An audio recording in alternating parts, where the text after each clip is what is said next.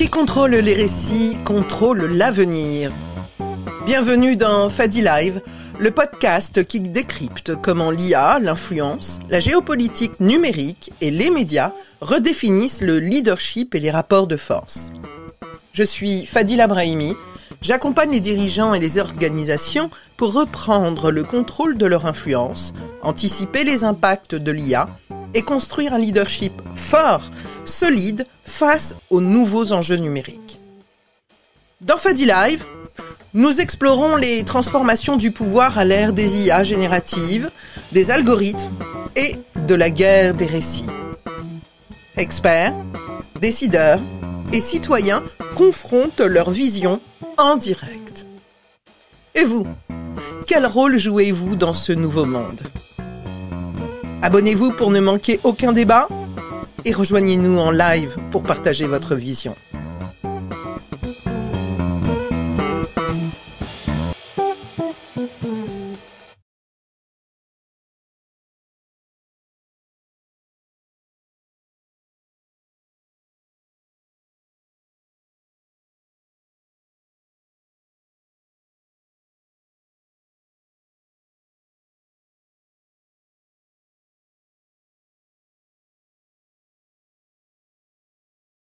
Je vais faire quelques points juste un petit peu en introduction et vous me direz un petit peu si vous êtes d'accord d'ailleurs avec ce point que je vais faire parce que je vais pas vous faire la lecture on va dire de ce texte, d'autant que nous aurons le plaisir de refaire un autre space pour voir un petit peu les réactions et surtout les questions que ça pose parce que aujourd'hui finalement j'ai trouvé que le texte était principalement salué par le politique. J'ai trouvé la presse relativement neutre, beaucoup d'articles plutôt informatifs, pédagogiques pour expliciter un petit peu les grandes lignes de cette loi, et salué par les politiques comme étant un texte ambitieux. Donc j'ai juste noté en termes de titre l'arme de Bruxelles pour imposer sa loi aux géants du net, où les grandes plateformes vont sortir de l'irresponsabilité. Et encore dans les Échos également, les Échos Le Figaro, la Tribune et l'Europe aussi qui impose aux réseaux sociaux une régulation unique au monde. Et puis alors on a Thierry Breton, commissaire européen qui est beaucoup intervenu aujourd'hui évidemment puisqu'il était évidemment interviewé, qui pour lui cette nouvelle loi sur le numérique signe la fin d'une ère du non-droit, mais que c'est tout sauf de la censure. Jean-Noël Barrot, je vais vous le mettre également, je vous l'ai épinglé, il nous a fait publié en fait une petite liste assez pédagogique sur les 8 grandes lignes, on va dire, concernant ce texte de loi, qu'on va pouvoir voir un petit peu en détail. J'ai également vu que l'Arcom se félicitait de ce texte. Il faut dire aussi que l'Arcom va se voir confier en fait un rôle a priori de signaleur de confiance. Et Reporters sans frontières qui liste en fait quand même ses grandes recommandations et qui demande beaucoup plus de fermeté. Parce que pourquoi je crois qu'il y a beaucoup qui craignent aussi qu'il y ait un manque de volonté politique ou de moyens, notamment par rapport aux sanctions, et puis parce que l'Europe n'a jamais vraiment fait une grande démonstration sur sa capacité à faire appliquer des textes. Alors donc on se posera aussi la question de savoir si ce texte si on est à la hauteur des moyens.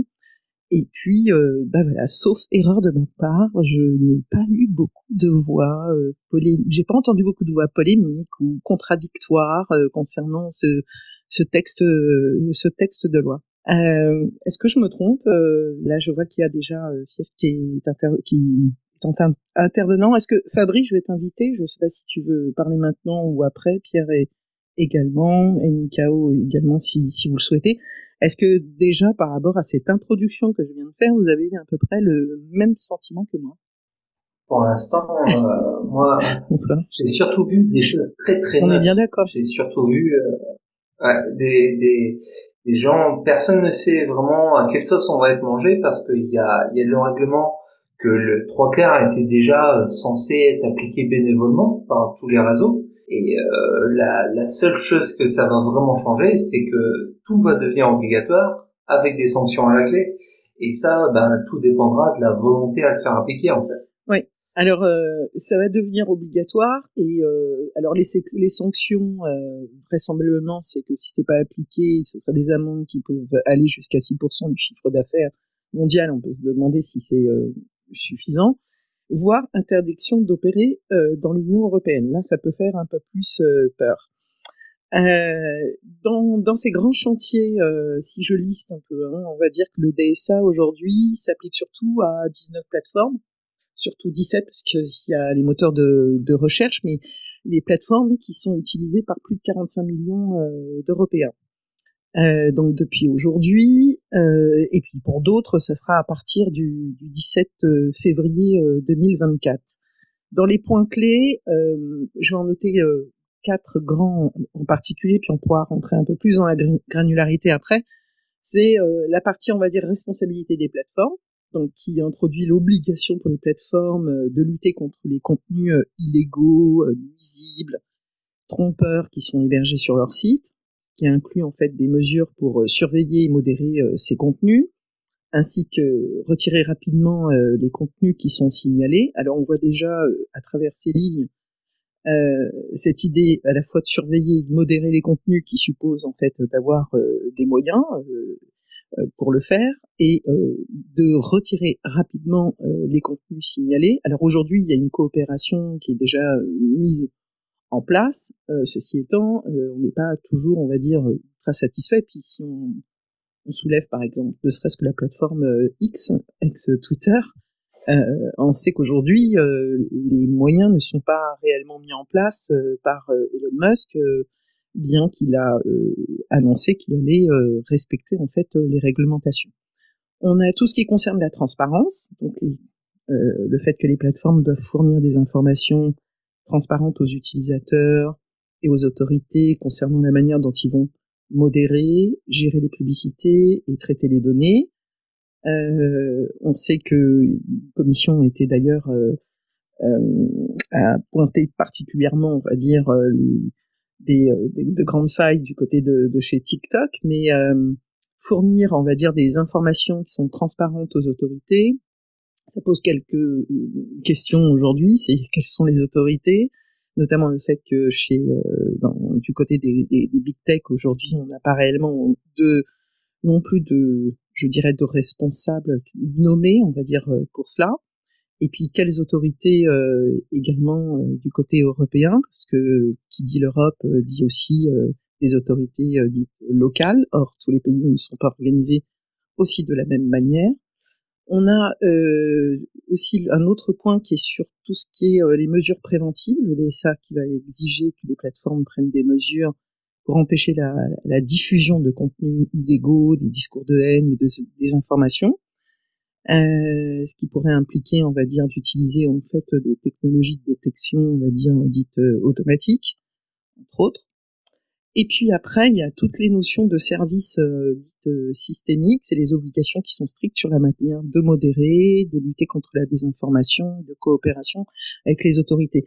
Alors si on prend quelques exemples quand même très pratico-pratiques de nous, par exemple, utilisateurs, demain les plateformes, par exemple, devront nous permettre d'avoir un flux, par exemple des algorithmes qui ne seraient pas en fait soumis en fait par les règles de l'algorithme, et qu'on reviendrait, on va dire, quelque part à un flux un peu historique, et qui ne serait pas donc et comment dire, les plateformes devront par transparence délivrer en fait le fonctionnement de l'algorithme. Moi, je souris là, peut-être que je me trompe, mais j'ai un petit peu du mal à croire en fait à cette forme de transparence, et qu'on devrait être, on va dire, si on avait par exemple un contenu qui était identifié comme illicite, être informé du pourquoi, du comment. Aujourd'hui, on l'a de manière, je sais que sur Twitter c'est fait, sur les autres plateformes, je ne sais pas du tout si en fait on a l'information exacte, si ce n'est que en général une information qui nous dit en fait qu'on n'a pas respecté par exemple les CGI. J'ai donné quelques grandes lignes là. Je peux revenir un petit peu plus en détail, mais je sais pas si déjà par rapport à ce que je viens de dire, vous aviez des réactions particulières. Fabrice, bonsoir NKO.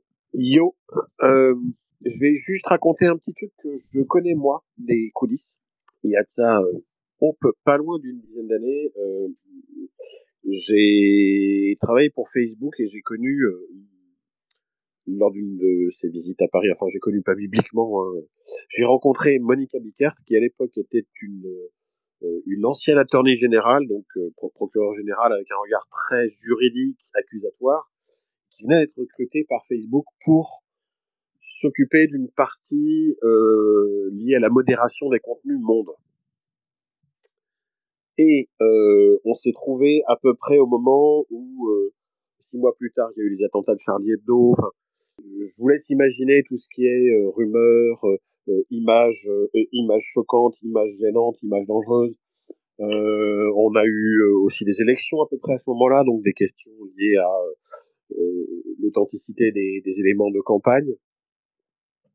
C'est très délicat. Le vrai truc délicat, et je pense que là-dessus, Fabrice sera pas d'accord avec ce que je vais dire, mais moi, je défends pas un point de vue, je dis juste ce qui avait été dit à l'époque, c'est on est obligé d'avoir un système de boîte noire. On ne peut pas tout dire de comment on procède, parce que sinon, ce serait utilisé en rétro-engineering pour trouver les failles.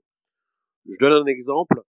Quand on a vu des gars décapiter un otage, je crois que c'était un journaliste britannique qui a été décapité par les talibans, ou je pense aussi à cette vidéo assez terrifiante où on voit, j'ai plus le nom de ce policier qui a essayé de s'interposer face au frère Kouachi et qui a été abattu dans la rue.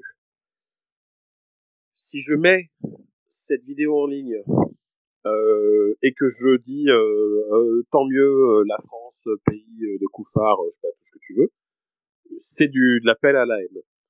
Si je le mets en ligne avec un autre contexte, alors ça devient informatif. Et c'est là que certaines personnes ont commencé à utiliser un truc relativement connu maintenant sur les réseaux sociaux, qui est qui c'est qui a fait ça, avec quelqu'un qui éclate de rire, soi-disant je ne cautionne pas, mais en fait c'est exactement le contraire. Donc il y a une forme d'ironie. Et donc c'est là où je me pose la question, est-ce que les plateformes sont capables d'expliquer comment elles modèrent les contenus, sachant qu'en fait le mieux pour elles c'est de pas trop expliquer parce qu'il y a toujours une part d'interprétation. C'est là où j'imagine une forme de limite. Ouais, je fais une petite incise juste pour celles et ceux qui connaissent pas, parce que là je sais qu'il y a des personnes qui, il y a des niveaux, on va dire, de connaissance, on va dire, du sujet un peu différents. Rappelez juste que tout ce qu'on appelle contenu illicite, ce sont les contenus. Alors, vous avez les discours de haine, terroristes, contenu sexuel également qui implique évidemment des mineurs, la contrefaçon, la désinformation et tout ce qui est incitation à la violence. Alors, je suis d'accord avec toi sur le fait que plus on donne, on va dire, d'éléments sur comment ça fonctionne, et plus on sait en fait comment détourner. D'ailleurs, c'est ce qui se passe un petit peu, je dirais, quelque part sur le web aujourd'hui, puisqu'on voit régulièrement des infographies circuler ou des informations sur comment fonctionne l'algorithme de manière à comment aussi finalement le dompter. C'est bien de cela dont tu parles. Oui, plus ou moins. Enfin, en gros, tout le monde cherche à tirer le meilleur parti, soit de l'exposition, soit de obtenir des réactions. Enfin, le clickbait, ce qu'on a appelé le contenu putaclic, c'est-à-dire volontairement exagéré, ou le fameux truc du genre la suite va vous étonner, tout ce qui pourrait un peu, on va dire, manipuler notre cerveau pour obtenir du clic. Ça aussi, par exemple, ça les intéresse beaucoup de comprendre comment ça fonctionne. Et tu voulais interpeller Fabrice qui est revenu. Ah mais j'ai interpellé Fabrice, mais il a sans doute un avis différent. Et on le sait. Sauf que je suis cassé mon PC donc j'ai raté une partie de ce que tu as dit en fait. En gros, je parlais du fait que il y a une dizaine d'années, quand j'ai connu Facebook et les enjeux qu'il y avait dans la modération, ils expliquaient que grosso modo, il était plus intéressant pour eux d'avoir une boîte noire que de tout expliquer pour éviter que certains ne retournent les outils contre la machine. Oui. il me semble que, par exemple, enfin, ce que tu avais remarqué, et ce qui est très très intéressant qu'on a vu aujourd'hui, c'est qu'il peut exister une autre forme de transparence qui pourrait venir de la communauté, surtout sur X, j'arrive pas à dire Twitter, enfin, c'est Twitter. Les community notes de la fameuse ministre qui annonce, je sais plus, une condamnation et une expulsion pour une famille dont en fait la condamnation et l'expulsion a été prononcée antérieurement, ou une citation d'Emmanuel Macron reprise par le compte des Républicains annonçant des augmentations dans l'enseignement, sachant qu'en dessous, en fait, on a la contre-explication en disant, bah non, en fait, c'est pas du tout les montants qui sont annoncés. Et c'est là où, en fait, Elon Musk est en train de leur faire à l'envers, en utilisant des codes qu'on connaît bien, qui sont l'open source, la transparence, on va dire absolutiste ou presque. Et est-ce que ça a marché? Ça reste à voir. Mais clairement, il prend une approche pour être conforme au DSA ou pour être conforme à la transparence ou ce qu'on veut, qui est pas du tout celle de Facebook ou de LinkedIn ou tous les autres réseaux sociaux qui restent des boîtes noires. Lui, il a publié son code, il a intégré le système de validation de ministère de la vérité, il l'a délégué à une espèce de communauté. Alors que le DSA, la base, c'est quand même que chaque pays membre de l'Europe a son ministère de la vérité, ce qui ne manquera pas de susciter des dérives à droite à gauche. On verra quel pays qui dérivera le plus vite et le plus loin. Mais il y aura forcément des dérives.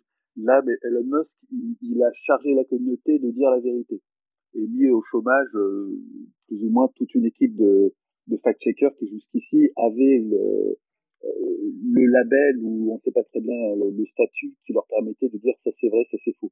Et c'est vrai que ça a eu un impact spectaculaire qu'on a tous vu dans les premières semaines, à commencer par une vérification systématique de tout ce que racontent les politiques, et ça fait très très mal. Est-ce qu'il va être pour autant conforme au DSA? C'est une autre paire de manches. Mais là, tout ce qui est transparence de pourquoi tu as été sanctionné, les procédures d'appel, tout ça, ils bossent dessus depuis un bout de temps chez Twitter. Il y a déjà dans le code des éléments qui permettent de voir qu'ils ont des signalements de type DSA spécifiques à remonter aux utilisateurs. Et très rapidement, on va voir dans le profil de chacun d'entre nous sur Twitter une indication de tu as été sanctionné pour telle raison, tu peux faire appel. Bah, tout ce que le DSA exige en fait. Bah, j'en ai vu aujourd'hui. Donc a priori, c'est de loin le réseau social le mieux préparé au DSA. Mais dans une situation catastrophique parce que toute la presse ne cherche qu'à taper sur Twitter. Je voudrais rebondir sur ce que disait Fabrice. Merci déjà Fadila pour l'ouverture du space. Effectivement, Dieu sait que je suis pas un adorateur d'Elon Musk ni de ce qu'il fait en ce moment sur Twitter, mais c'est vrai que son idée de diffuser, d'ouvrir les critères des algorithmes de visibilité est plutôt, enfin, elle est plutôt pas mal parce que, enfin, elle permet d'en voir les défauts comme les forces en fait, et elle évite de donner un avantage à un acteur particulier qui aurait des informations d'insider quoi. Et donc en fait, il y a des défauts à cet algorithme comme par exemple le fait de favoriser les tweets sans lien, ce qui est un peu emmerdant sur internet. Mais sur le long terme, j'ai tendance à penser que ça peut être plutôt une bonne chose. Donc je me méfie un peu des.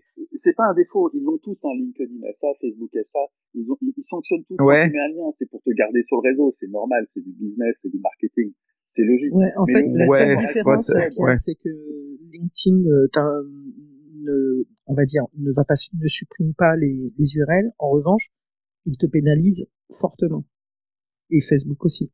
D'accord, ça je connais, j'ai jamais trop étudié les algorithmes de LinkedIn. Si tu veux cartonner sur LinkedIn, tu fais un post, tu mets juste une image et tu mets surtout pas d'URL. Ouais. Je pense que c'est quand même toxique à long terme ce genre de fonctionnement. Mais... Oui, mais c'est le business. Ils sont obligés de te garder sur la plateforme. L'intérêt d'avoir le code, c'est que chez Twitter, tu sais très bien comment contourner le truc. Tu fais 2 tweets de suite, le deuxième qui répond au premier avec le lien. Le deuxième sera sanctionné par le premier. Et tu as même un délai entre les 2 tweets que tu as dans le code, qui est de mémoire, je crois, 2 minutes. Donc tu as tout ce qu'il faut pour contourner le truc. Sur LinkedIn, c'est grosso modo la même chose. Les utilisateurs intensifs de LinkedIn connaissent tous le truc, le lien dans le premier commentaire, et ils mettent le lien dans le premier commentaire. En fait, la différence, c'est que Elon Musk, il le dit, alors que LinkedIn, il ne le dit pas. C'est ça la grande différence. Elon Musk, il te donne le code. C'est quand même, surtout pour des gens qui sont issus du courant philosophique du logiciel libre, il faut remarquer quand même que chapeau, quoi. Respect. Non, c'est vrai. Là-dessus, je suis d'accord, oui. Faut reconnaître. Et pour ce qui est du DSA, il y a tout un système de tags qui permet d'identifier en quoi et pourquoi un utilisateur est restreint dans sa diffusion, le fameux shadowban. Et visiblement, ils ont déjà intégré quelque chose de spécifique au DSA. Et donc, ils ont prévu de pouvoir te dire, tu as été sanctionné because DSA, et t'es moins visible ou plus visible because DSA. À partir de là, tu pourras faire appel. Ils ont bossé sur la procédure d'appel. De toute façon, tous les autres vont l'avoir, c'est obligatoire.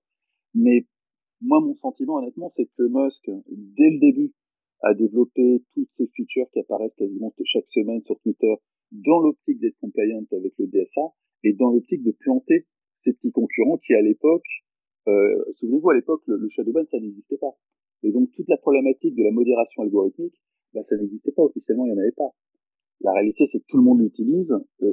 Twitter a mis les pieds dans le plat, a révélé le poteau rose, mais Twitter avait aussi un plan pour passer outre et faire autrement.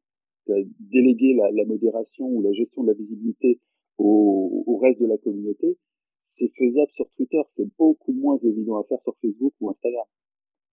Donc il a quand même foutu un énorme caillou dans la chaussure de Zuckerberg avec le DSA.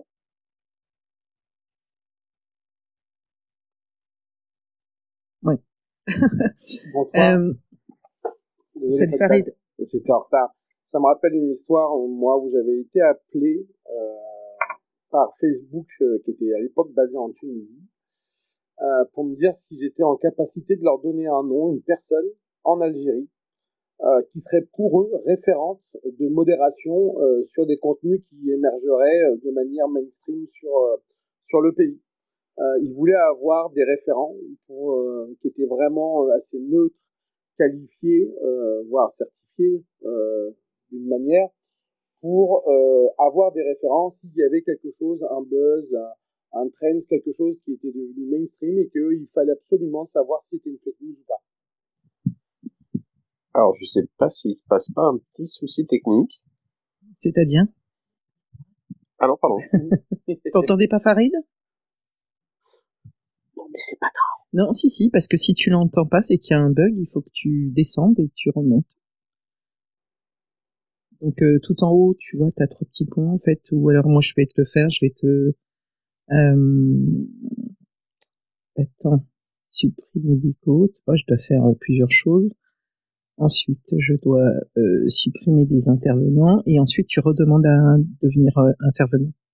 Voilà, ça arrive en fait sur les spaces quand on n'entend pas.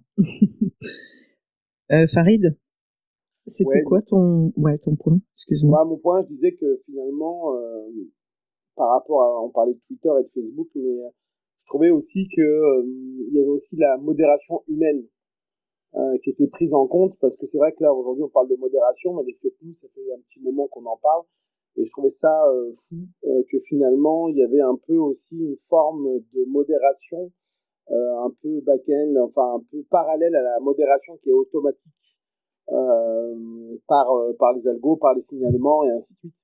Il ne faut pas oublier qu'il y a aussi une modération humaine, enfin, qu'il y en avait une chez Facebook. Bah pour le moment, le seul qui a mis, alors je me trompe peut-être, hein, mais en place une modération humaine, une régulation, on va dire, dite collective, là, c'est Twitter pour le coup, hein, avec les community notes.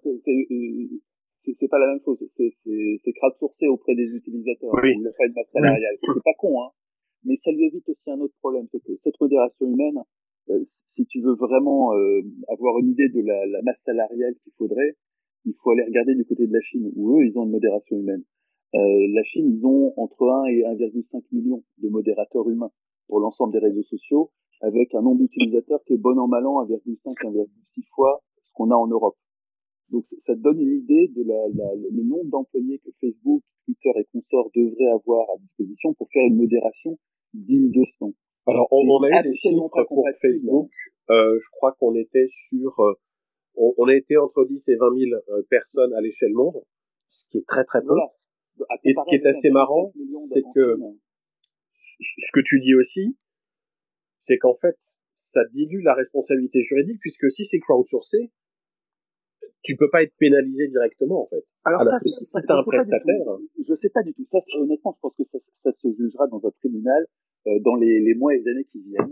Je sais pas du tout. C'est sacrément tordu d'un point de vue juridique sur où est la responsabilité. Mais en tout cas, ça lui permet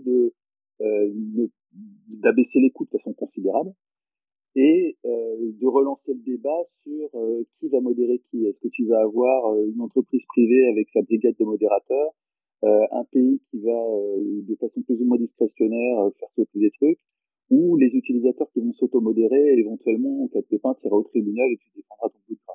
C'est des stratégies très différentes. Si c'est crowdsourcé, tu peux pas avoir ce truc que la modération pratiquée en propre ou sous-traitée a, qui est les délais. La question des délais, c'est très compliqué quand c'est crowdsourcé, puisque tu peux avoir une espèce de bataille d'édition du crowdsourcing, du genre de camps qui s'affrontent en montrant des preuves l'une contre l'autre, alors que tu pourrais exiger que un service possédé en propre ou sous-traité dise, nous, quand il y a un truc, il faut qu'on ait tranché dans les 2 heures. Oui, mais tes systèmes de fact-checking tels qu'ils existent aujourd'hui, avec une espèce de petite nomenclaturage journalistique qui décide du vrai et du faux, de toute façon, ils peuvent pas être efficaces dans les 2 heures. Et ce que nous laisse savoir Community Notes pour l'instant, c'est que c'est efficace, peut-être pas dans les 2 heures, mais en tout cas dans les 24 heures, c'est efficace. Les systèmes de fact-checking officiels, ils ont à peu près ce temps de réaction. Et Community Notes, ils en sont au tout début avec une toute petite communauté qui déjà est bien efficace. Donc moi, je pense qu'honnêtement que pour ce qui est de gérer de la fake news, c'est pas du tout la même chose que des contenus pédophiles ou terroristes ou autre chose. Pour ce qui est de gérer de la fake news, les community notes font très bien l'affaire et le font déjà dès à présent alors que ça démarre à peine. Pour ce qui est de gérer des contenus terroristes et compagnie, là c'est autre chose. C'est un autre problème et c'est pas les mêmes circuits. C'est pas avec des community notes que tu vas gérer du contenu terroriste. C'est signalement et derrière un traitement algorithmique et humain. Et le pari de Twitter, c'est d'avoir minimisé le plus possible le traitement humain. Ils en auront forcément un petit peu. Alors, concernant les signalements, il est quand même précisé là dans la loi que on doit faciliter et surtout avec une réaction relativement rapide. Moi, j'ai encore eu vent aujourd'hui de signalements, alors pas sur Twitter, mais par exemple sur TikTok, où les réponses tardent. La semaine dernière, non, il y a 2 semaines de ça, j'ai traité aussi une problématique sur LinkedIn. La personne, une semaine après, elle avait toujours pas de réponse. Oui, mais encore une fois, la Chine, 1,5 million de modérateurs. Oui. On ne peut pas, avec 10 000 employés chez Facebook, envisager l'efficacité de la Chine. C'est pas possible. C'est pas compatible avec leur modèle économique. La Chine, c'est l'État qui paye les modérateurs. C'est pas. Oui, mais à l'heure actuelle, TikTok n'est pas aussi rapide que ça, si? Mais TikTok, ils n'ont pas l'armée de modérateurs chinoise sur le TikTok occidental. Ils ont autre chose. Et Facebook, ils n'ont pas l'armée chinoise pour modérer Facebook. Ils ont une armée de sous-traitants dans des pays à bas coût. D'accord, donc on est bien d'accord que sur une des règles, on va dire, du DSA, ça pose quand même un problème sur le point des signalements aujourd'hui, oui. Parce que il va falloir mettre les moyens. On peut pas mettre les moyens. Mon point, c'est qu'on peut pas mettre les moyens. Ni Facebook, ni Twitter dans les moyens d'engager 1 million de personnes. C'est pas possible. C'est absolument pas possible. Donc, on ne pourra pas mettre les moyens. On pourra compenser le fait qu'on ne peut pas avoir 1 million de modérateurs par le fait qu'on va peut-être améliorer l'algorithme, mais de toute façon, on pourra pas avoir l'efficacité de la Chine, ça coûte trop cher. C'est pas compatible avec le modèle économique des plateformes. Et sauf à arriver à une situation, pour le coup, à la chinoise, où c'est l'État français, ou l'État polonais, ou l'État italien, qui a son armée de modérateurs qui sont des fonctionnaires et qui interviennent directement via des API sur Twitter, on ne pourra pas faire ça. Mais je suis d'accord avec Fabrice là-dessus. Et il y a une autre chose dont on parle pas beaucoup.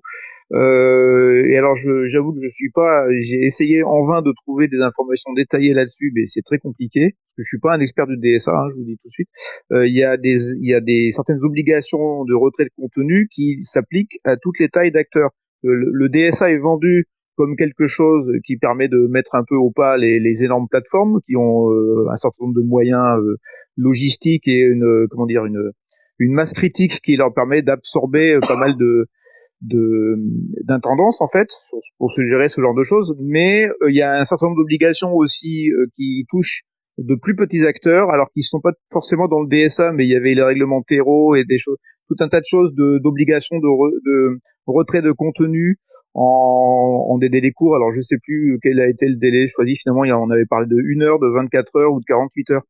Donc il y a des petites plateformes. Typiquement là, c'est pas tout à fait le même sujet, mais le nouveau réseau qui fait polémique là sur les rencontres ados, c'est une mini boîte avec, je crois, 3 modérateurs pour 300 000 utilisateurs. Donc il y a toute une zone grise pour des petits prestataires qui ne seront pas forcément en mesure d'absorber les contraintes du DSA. C'est ça qui m'inquiète, et on en parle beaucoup moins parce que c'est moins dans les phares médiatiques que les GAFA. Moi, je suis sur le site, là, je regarde, et ils expliquent que normalement, les très grandes plateformes en ligne et les très grands moteurs de recherche utilisés par plus de 45 millions d'Européens par mois sont désignés par la Commission européenne. J'essaie de chercher des... Non, Farid, en fait, la loi s'applique aujourd'hui pour les 19 plateformes. En revanche, pour toutes les autres plateformes, c'est c'est en mois de février 2024. Maintenant, il faut pondérer ça. On a une autre loi dont on a tous chanté les louanges qui s'appelle le RGPD, et il y a très peu de monde qui l'applique réellement. C'est pas. Vous êtes tous au courant que la plupart des sites de presse en France violent le RGPD, et qu'il y a plein de sites qui violent le RGPD en long, en large et en travers. Et au final, ça a servi à sanctionner des très grandes plateformes, mais il n'y a pas eu des masses de sanctions sur des plateformes moyennes ou petites. Donc, comment dire, c'est bien gentil d'édicter des lois, mais les faire appliquer, c'est une paire de manches. C'est pas vraiment le cas pour le RGPD. Il n'y a pas de raison d'imaginer que des petits sites, sauf à ce qu'ils attirent particulièrement l'attention, se fassent stopper par le DSA. C'est une loi faite pour les gros. Ce qui change. Oui, c'est vrai. D'autant plus que il y a d'autres points qui concernent notamment que les gros.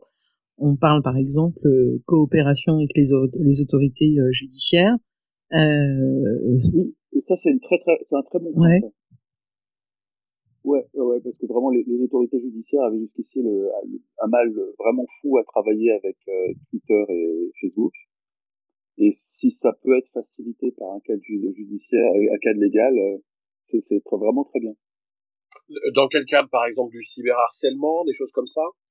Dans le cadre de une très très large partie des plaintes qui vont déjà réussir à passer le statut de recevable pour harcèlement ou Dieu sait quoi sur Internet, vont se casser les dents sur le fait que Twitter a jamais répondu à l'injonction d'un juge qui l'a envoyé une fois et puis qui est passé au dossier suivant parce qu'il a pas autre chose à foutre. Ouais. Et si on peut faciliter ces rouages, dans un monde idéal avec des juges qui peuvent accéder via des API à ce qu'ils demandent, ça sera une bonne chose et ça permettra probablement de gérer pas mal d'affaires du type Mila et compagnie et de sanctionner des gens qui à un moment il va falloir quand même taper sur les doigts. La seule limite qu'on peut quand même, une des limites qu'on peut soulever, c'est que il faut un point de contact dans chaque pays européen, c'est-à-dire avec un représentant légal dans chaque pays. Et aujourd'hui, c'est pas le cas, on va dire, pour tous les pays. Rajoutons un truc, c'est que nous, en France, on se pose pas la question, mais je te laisse imaginer dans les pays plurilingues. Parce qu'en Belgique, ils vont pas s'amuser, évidemment, à avoir juste un responsable qui soit pas néerlandophone ou francophone. T'es obligé d'avoir les deux langues officielles. Donc je te laisse imaginer avec les pays comme Malte et autres, comment ça va être rigolo à trouver.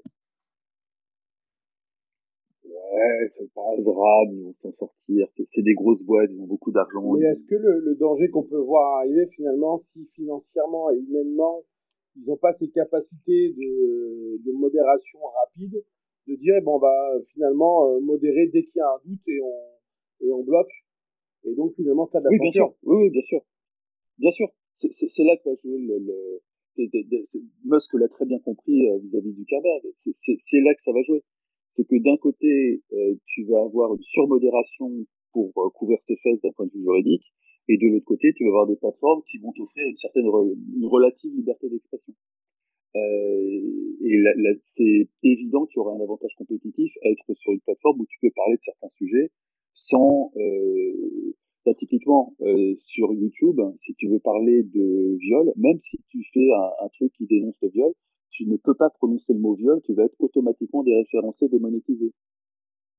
C'est contourné, hein, les gens parlent de viol, de machin, histoire de pas être opéré par les moteurs de speech text, mais quelque part, il va y avoir à l'avenir une incentive très forte pour des plateformes qui te font pas chier avec ce genre de truc. Et Twitter est dans la danse là-dessus. Alors, ce qui est marrant, c'est qu'on se croirait il y a 20 ans, quand s'est posé la question, modération a priori ou a posteriori. C'est-à-dire qu'est-ce qu'il y a un filtre amont qui, comme tu dis, ne va pas laisser passer certains sujets, automatiquement va tout bloquer. Ou est-ce que, en fait, une fois que c'est publié, alors on décide. T'as déjà des filtres pour le copyright, hein. Oui, et puis certains sujets, comme tu dis, dont on ne peut pas parler, par exemple, tu ne peux pas parler de nazisme sur YouTube, qui emmerde beaucoup les vulgarisateurs histoire, parce que dès qu'ils veulent parler de certains sujets, alors, ils vont biper, ils vont gruger. Voilà, ça donne des espèces de contournements un peu débiles, comme le faisaient les Américains avec, on floute ses bouts de sein et on fait un bip sur fuck. On va avoir ce genre de plateforme, c'est évident. J'en profite pour saluer Octave qui a demandé à intervenir. Je ne sais pas s'il veut intervenir maintenant ou après quand je vais lancer d'autres sujets. Salut Octave. Bonjour. Bonjour à tous. Bienvenue. Je voudrais poursuivre. Je ne sais pas si tu voulais intervenir sur le débat actuel ou un peu plus tard. Un petit peu sur le débat actuel, et après je continue à vous écouter. Il y a plein de choses qui sont super intéressantes. Tu es bienvenue. Après voilà, il faut quand même, si on prend ça d'un côté politique, et surtout européen, à mon sens, ça va pas peser grand chose, quand bien même on voit ce qui se passe avec la plainte de l'AFP par rapport à Google, on voit ce qui s'est passé, ça a été relayé par la presse la semaine dernière, mais ce qui se passe au niveau de Google par rapport à la ministre de la Culture canadienne et les incendies au Canada. Donc il y a beaucoup d'injonctions, il y a beaucoup d'appels.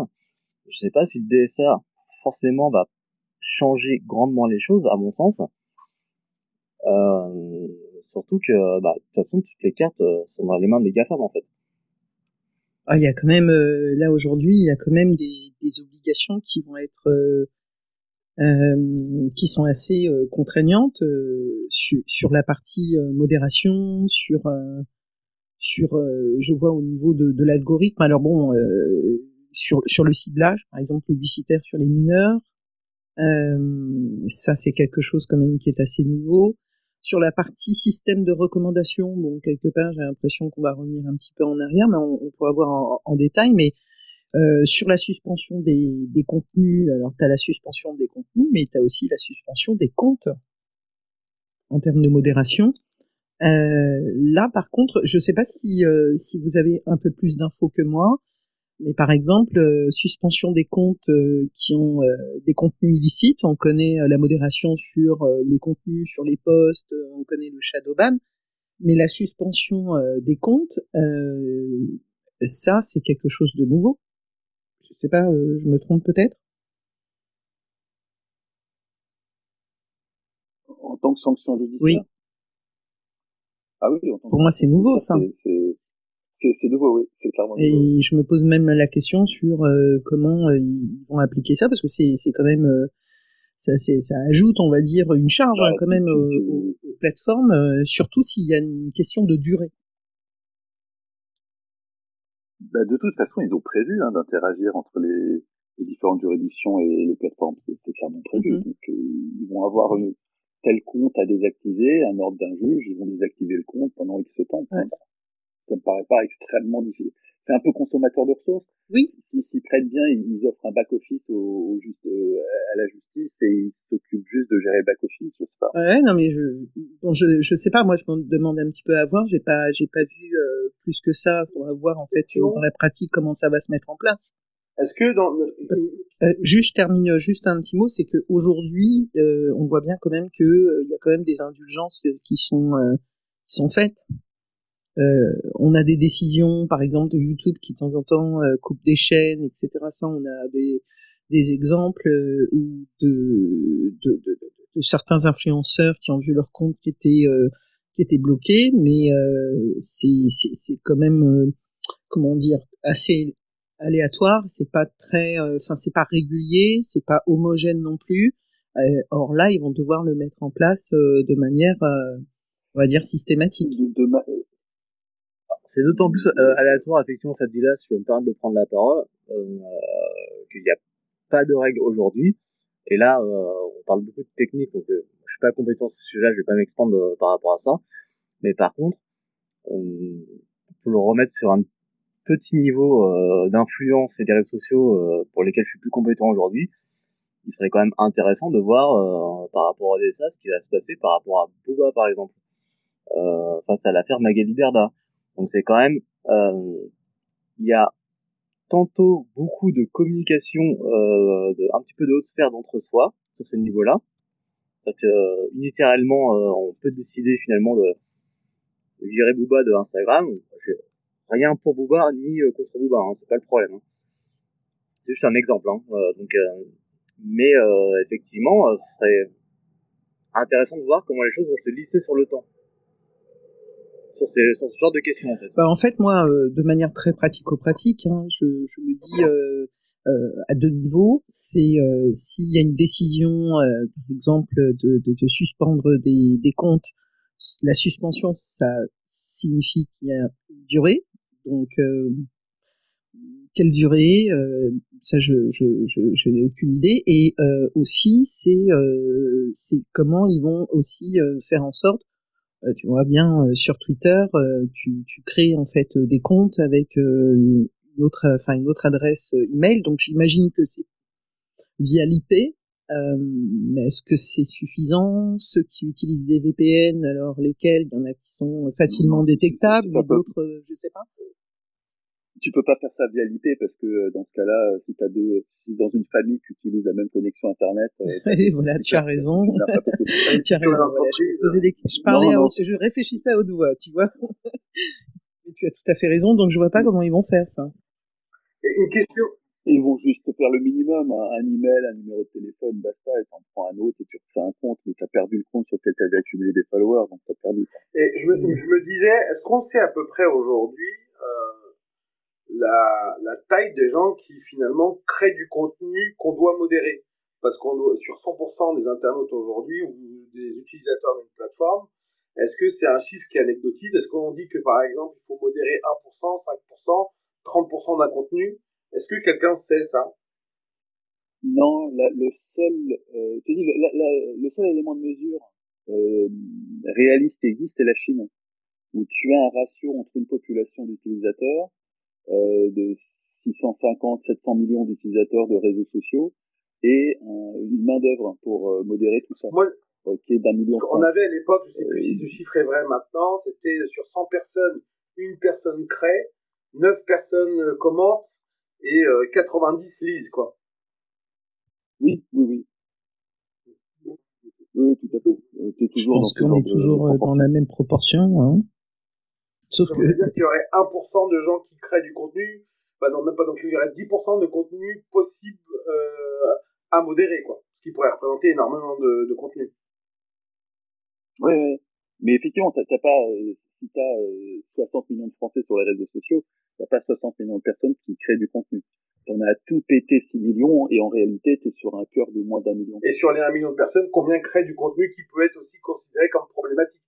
C'est peut-être même là ça dépend de ta limite à la problématique. Si Andrew Tate est problématique, ça fait beaucoup de monde.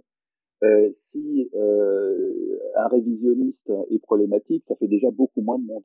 Donc, en fait, le problème, c'est que problématique, c'est pas une notion légale, hein, et que pour l'instant, la modération, elle a été faite sur des problèmes, sur justement des contenus jugés problématiques, ou voire pire, hein, avant jugement.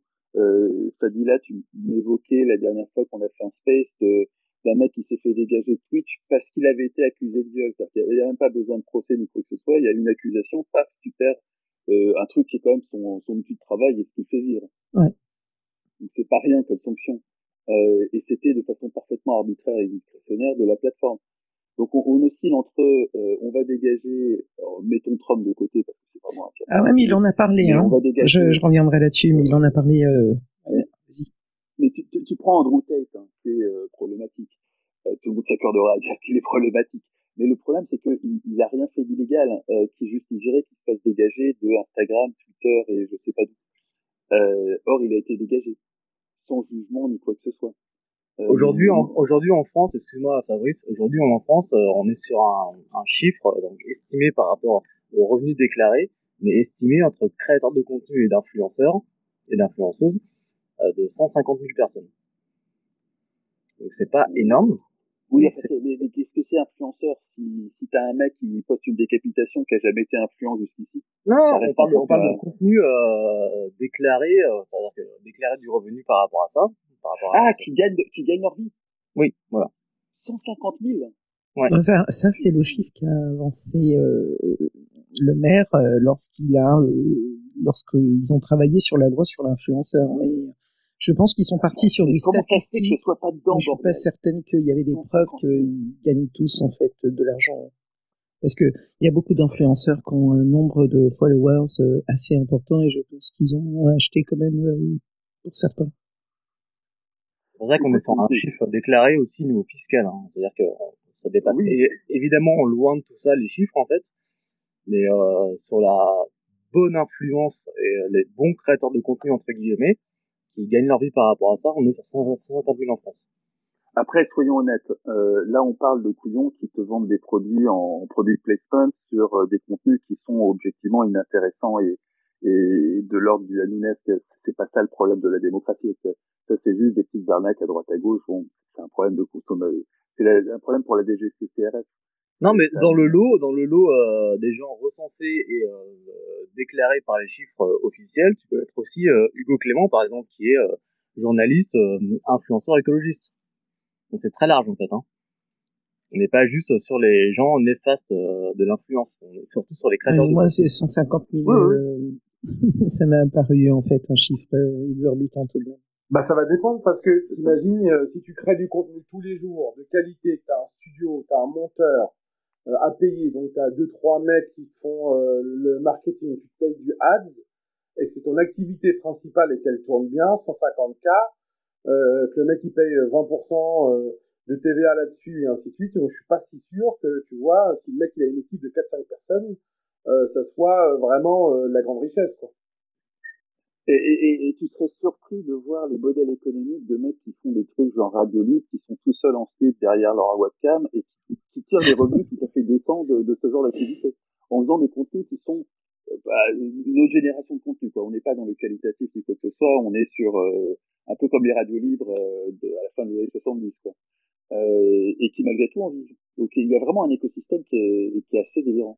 Où ils en vivent jusqu'à ce que l'URSSAF arrive, quoi. Bonsoir. Quoi. Non, ils en vivent depuis quelques années, sérieusement, en payant leur URSSAF, en faisant les choses, c'est assez, en étant sérieux et en étant passé d'un job, j'en ai vu un hier, qui était 6 à 1000, et puis finalement, qui a fait sa radio libre, et qui vit à la cool, et qui a des revenus tout à fait décents, et qui vit en banlieue dans son pavillon, et ça marche, quoi.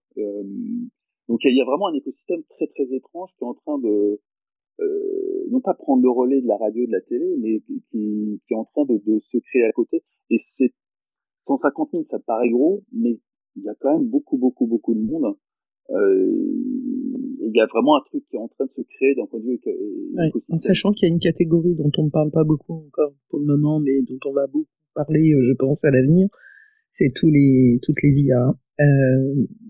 Tous les IA influenceurs, on va dire. Enfin, tu vois, les personnages qui ont été créés. On en connaît un, c'est Zoé Zaclan, je crois, c'est ça, qui est une IA derrière. Ah, c'est pas... Il y a une personne, mais il fonctionne également avec par le biais d'une IA, et puis j'en ai détecté encore. J'ai encore détecté une personne récemment. Ah, j'ai pas vu ça. Ouais, mais je t'enverrai ça. Juan, bonsoir. Tu voulais... je t'ai tutoyé directement. Tu m'en veux pas, tu voulais intervenir? J'avais une petite question. Est-ce que ça change quelque chose pour les sites, bon, on va dire les mimes, les OnlyFans, les choses où tu as des abonnements d'une part. En quoi ça influe sur les services non gratuits et non rendus, enfin, voilà. C'est pas gratuit, OnlyFans. Hein. Voilà, c'est ce que je voulais dire. Est-ce que ça s'applique d'une manière ou d'une autre aux sites payants, sites où il y a aux communautés, comment dire, Derrière un paywall. aux réseaux sociaux payants? C'est une bonne question. Je sais pas du tout. C'est une bonne question. C'est des plateformes qui sont assez nouvelles, on va dire. Moi, je connais pas beaucoup en fait ces plateformes-là. Tu parles de C'est gros. OnlyFans, je sais que ça a largement dépassé le milliard. pas de chiffre OnlyFans, d'affaires. je parlais de l'autre mine. Je connais pas très bien cette plateforme. C'est du même ordre, c'est un peu plus petit, mais c'est des gros volumes d'affaires avec beaucoup de membres. C'est quand même aussi beaucoup de contenu pornographique pour. Oui, c'est essentiellement il me semble. du porno autoproduit avec une qualité qui varie Ah oui, non, mais de gros amateurs au semi-pro, pas loin d'être pro. c'est clairement c'est de la mise en relation d'individus qui produisent du contenu avec des individus qui le consomment. C'est vraiment, je saurais pas comment définir ça. C'est un business qui va déménager sur Twitter, hein. Il faut, bah, ils sont sur Twitter, hein, ils font la promo sur Twitter avec un lien. Oui, voilà. Ils font toute leur lead generation sur Twitter et ensuite ils monétisent sur OnlyFans. Et t'inquiète que Twitter, il a le bouton souscrire maintenant et demain il va dire à tous ces gens venez chez nous, on vous propose un bien meilleure répartition du deal. Et tout le monde va déménager sur Twitter parce que ça n'a aucun intérêt d'être sur OnlyFans si Twitter t'offre le même service. Avec juste là, la pression pour Twitter, ça va être aussi de pouvoir garantir qu'il y a on va dire, une protection pour les mineurs. Bah ça, c'est facile pour Twitter parce que Twitter, ils sont en train de mettre en place un système de vérification d'identité. Et pour le moment, c'est uniquement pour ceux qui ont pris le premium. Enfin, que pour les premiums. Que pour les premiums. Mais grosso modo, ils sont capables de garantir que tu as plus ou moins 18 ans. Et à partir du moment où tu t'inscris comme créateur de contenu, tu vas signer un truc qui fait que sur le contenu, tu as forcément tagué les gens qui sont sur le contenu et ils sont forcément vérifiés et c'est comme ça que tu gères le truc. C'est assez simple. Ouais, mais l'accès au contenu, aujourd'hui, je vois pas comment Twitter peut vérifier que quelqu'un qui n'a pas acheté là, c'est l'accès du porno aux mineurs, c'est pas le DSA. Quoi. Oui, tout à fait. Mais non, j'allais un peu plus loin parce qu'on a quand même la loi sur la régulation et la modération aussi numérique qui va arriver aussi en septembre. Mais le porno, tu veux qu'on parle du porno sur mineur, mais le porno sur mineur, c'est un serpent de mer, il n'y a pas de solution. Oui. Non, mais moi, ce que je trouve un peu problématique dans le cas de X, c'est qu'ils ont l'air de vouloir se lancer dans les transactions financières et leur traitement. Et ça, c'est non, je sais pas à quel point ça peut être problématique juridiquement ou pas, mais juridiquement, ça sera pas problématique, ne serait-ce qu'ils ont Binance dans leur capital, donc ils ont pas trop de problèmes pour s'appuyer sur une infrastructure existante qui juridiquement existe. Après, ça fera de Twitter potentiellement la plus grosse plateforme crypto de la planète, parce que l'information crypto, elle est déjà sur Twitter. On n'est pas d'accord que tous ces gens sont censés après communiquer à l'URSSAF ou au fisc français les paiements qu'ils font à leurs bénéficiaires en France ou en Europe. Non, tu utilises ton wallet comme tu veux. Ce que tu communiques au fisc français, c'est tes plus-values. Et ça, tu fais un export ça facilite d'utiliser une plateforme comme Binance, tu fais un export de tes transactions et tu le fais au fisc. Si tu utilises un wallet, c'est plus compliqué. Oui. Enfin, un cold wallet, c'est plus compliqué. Mais si tu utilises une plateforme comme Binance ou Coinbase, bah, ça fait une plus-value ou une moins-value, tu exportes tes trucs et tu le fais au fisc. C'est exactement comme si tu avais acheté et vendu des actions, quoi. Ok. Oui, t'as raison. Alors, il y a deux personnes qui ont levé la main, Octave et Phil Comte. J'en profite pour saluer Phil Comte qui vient de nous rejoindre. Octave était déjà là. Octave, tu voulais réagir là sur ce point? Ouais, bah, surtout sur la question de la pornographie, parce que pour ayant travaillé en tant que média sur la pornographie, le sujet me touche véritablement et je le comprends très bien. Il y a déjà Apple a pris des mesures très strictes quand on passe sans Safari pour aller chercher sa petite vidéo pour faire ses coquineries, on peut plus la trouver directement. Donc faut taper clairement l'URL. C'est-à-dire que le moteur de recherche, même par rapport à Google, ne le propose plus aujourd'hui. Et ce qui va changer par rapport à ça, quand on parle des GAFAM au sens large, c'est que Google va clairement changer son référencement. Donc, une chose, la pornographie.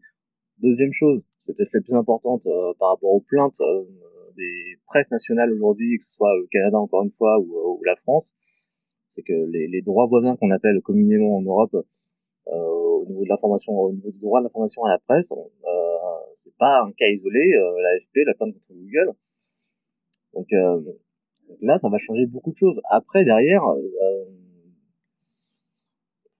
la pornographie, c'est très très compliqué à réguler sans véritablement que tout à chacun doit prouver une identité certaine.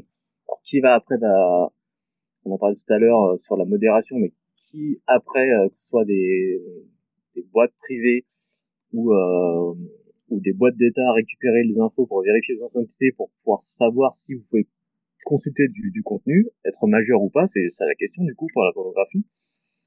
Ça, c'est quasiment presque insoluble aujourd'hui. La pornographie, on va peut-être pas, parce que c'est un chapitre à part entière, mais oui, il n'y a pas de solution. Il n'y a pas de solution satisfaisante pour s'assurer que des gamins de moins de 18 ans n'aient pas accès au porno. Mais surtout, si on avait une solution magique, vous imaginez un instant qu'on va empêcher un adolescent de 16 ans d'accéder à du porno et il va trouver des moyens détournés. Et on va vite arriver à des situations où, grosso merdo, le premier contact avec le porno, ça sera un gamin de 11 ans qui sera suivi sur les recommandations d'un tiers, un adulte qui lui montrera du porno parce que lui, il y a accès. C'est pas sain du tout. Et je pense que le side effect peut être bien plus terrifiant encore que l'idée, qui est quand même déjà assez flippante, de gamins qui accèdent à du porno à gogo. Et puis, donc c'est un vrai problème. Et puis ça concernera effectivement un autre volet qu'on verra peut-être en septembre, mais c'est vrai que dans le DSA, à part parler du signalement des contenus dits illicites, il n'y a rien sur la pornographie. Oui, c'est pas le DSA. Voilà, c'est ça. Chapitre et ça mérite un space. Exactement. Et puis, oui, vas-y. Ton autre question, c'était... j'ai oublié ta deuxième question, excuse-moi.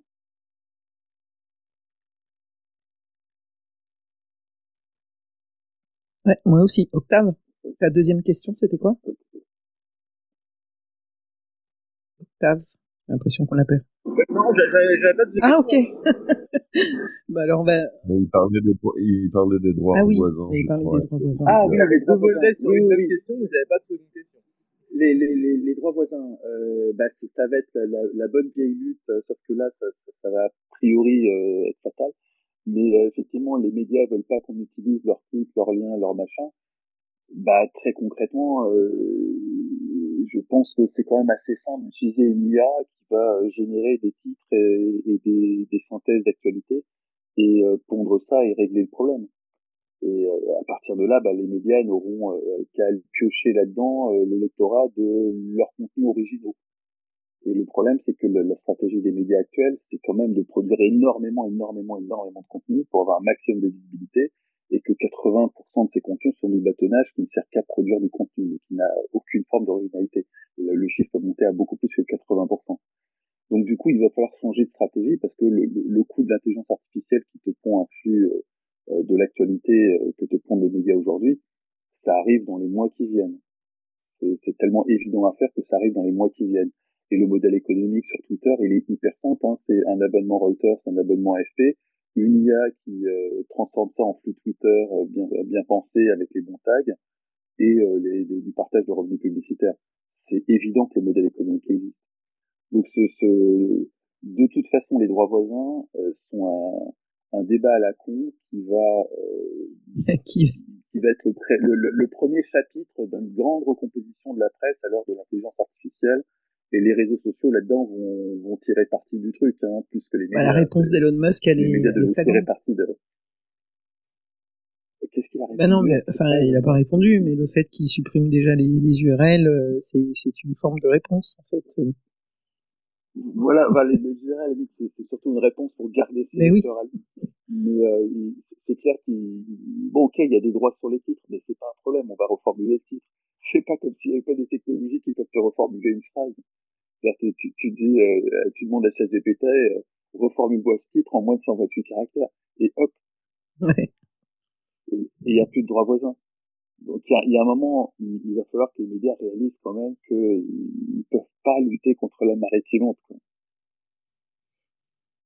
Mais je pense qu'on est au dernier chapitre, hein, du moment où les médias continuent à se battre contre la technologie en étant persuadés qu'ils vont s'en sortir. Alors, moi, tout après, je vous parlerai un peu des signaleurs de confiance, mais avant cela, on va passer la parole à Phil Comte, qui souhaitait réagir. Bonsoir, Phil Comte. Bonsoir, Madame Brahimi.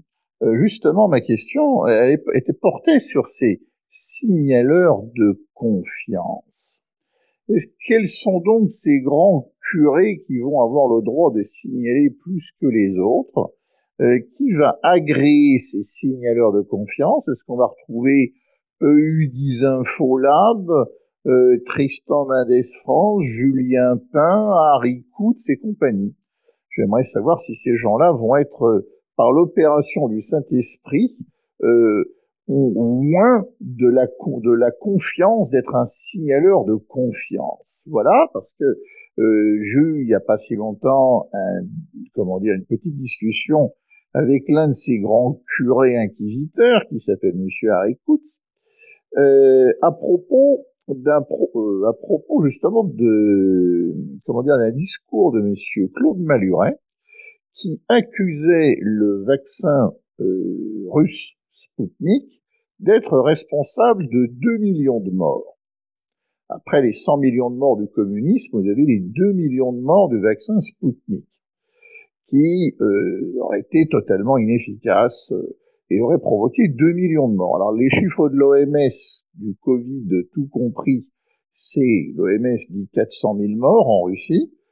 Alors après Harry Coutts est arrivé en grand sauveur de Monsieur Maluret en disant oui, mais la surmortalité complète, parce que les Russes mentent, la surmortalité complète, c'est plutôt 1,03 million.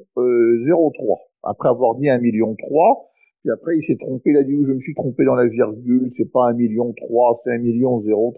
Bon, mais admettons même que toute la surmortalité des 2 ans de Covid soit liée au Covid en Russie et pas à l'alcoolisme lié au confinement et pas d'autres causes qui malheureusement touchent souvent la Russie, je pense particulièrement justement à l'alcoolisme.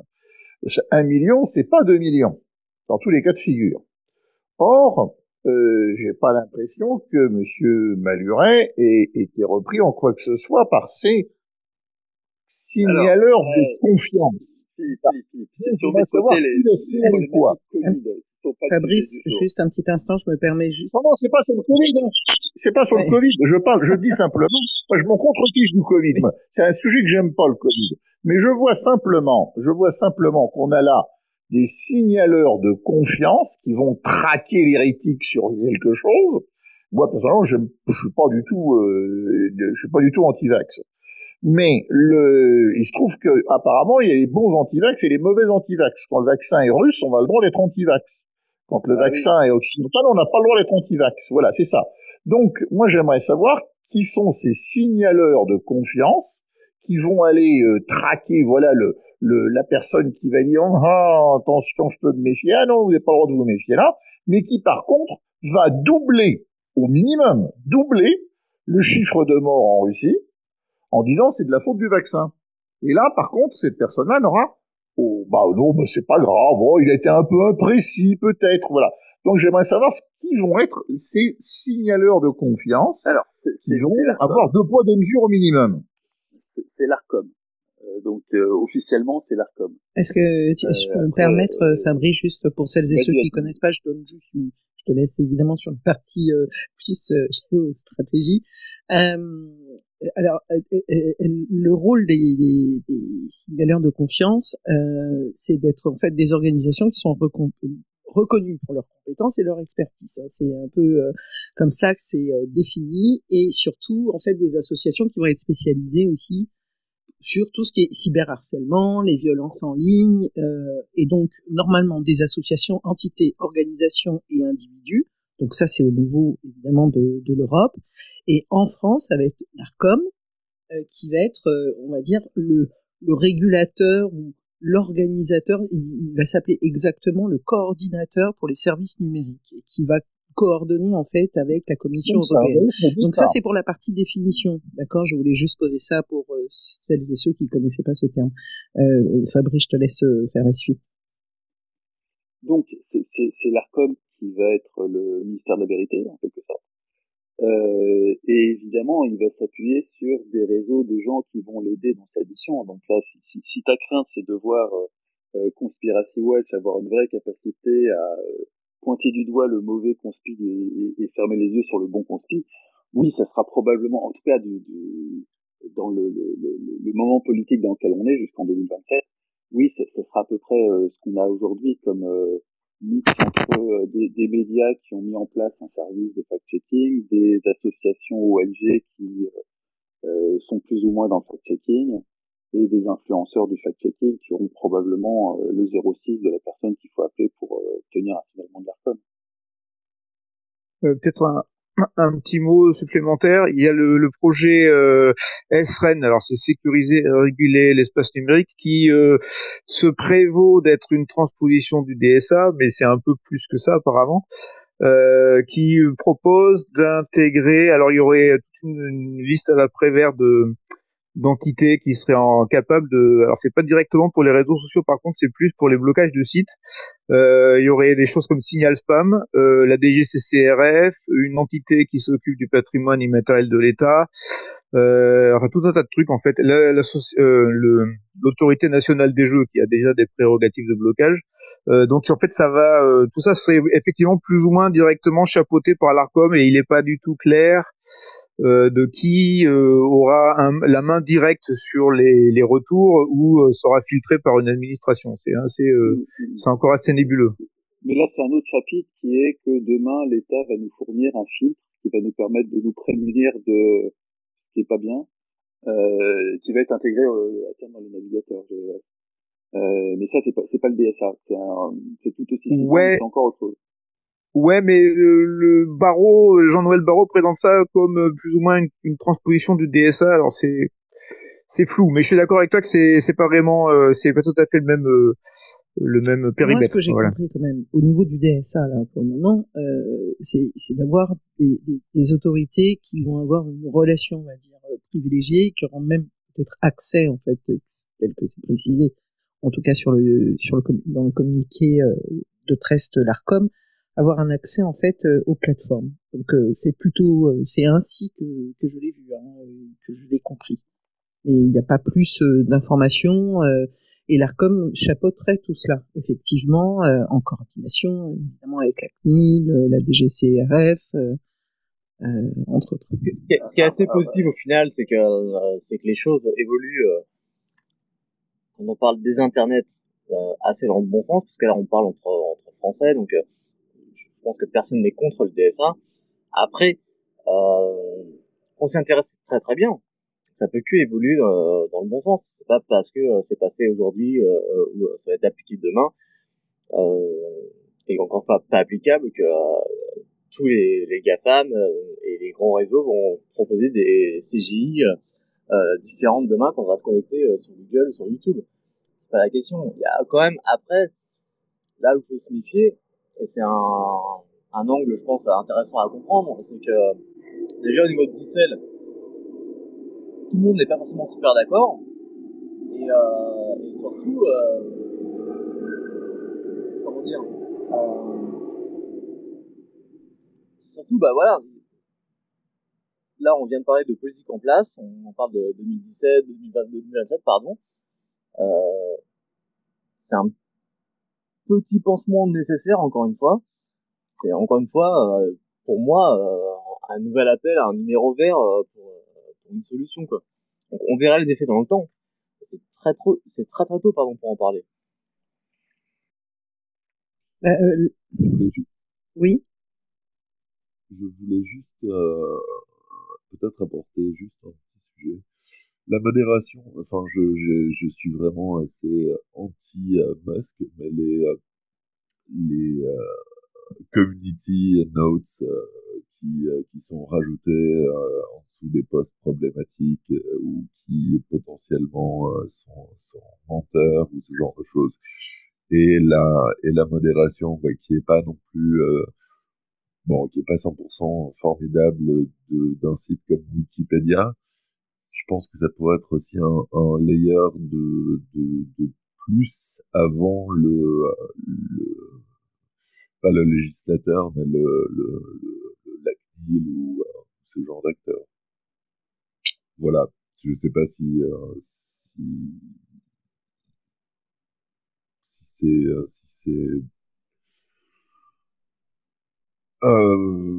j'avais dit, enfin voilà, si vous avez un avis là-dessus. C'est pas invraisemblable qu'il y ait un truc du genre Community Notes qui apparaisse pour faire office de, je sais pas, cour de justice ou... Parce qu'il va y avoir besoin d'un truc de ce type-là. C'est pas invraisemblable que Musk nous sorte un truc pareil. Ah ben Musk l'a déjà sorti, ça c'est sûr. Mais est-ce que c'est pas je sais pas. Après, je sais pas exactement comment ça marche en interne et quels sont les processus pour décider qu'une note va être inscrite ou pas. Mais Je peux te donner un peu d'explication si tu veux. C'est du code, il est publié.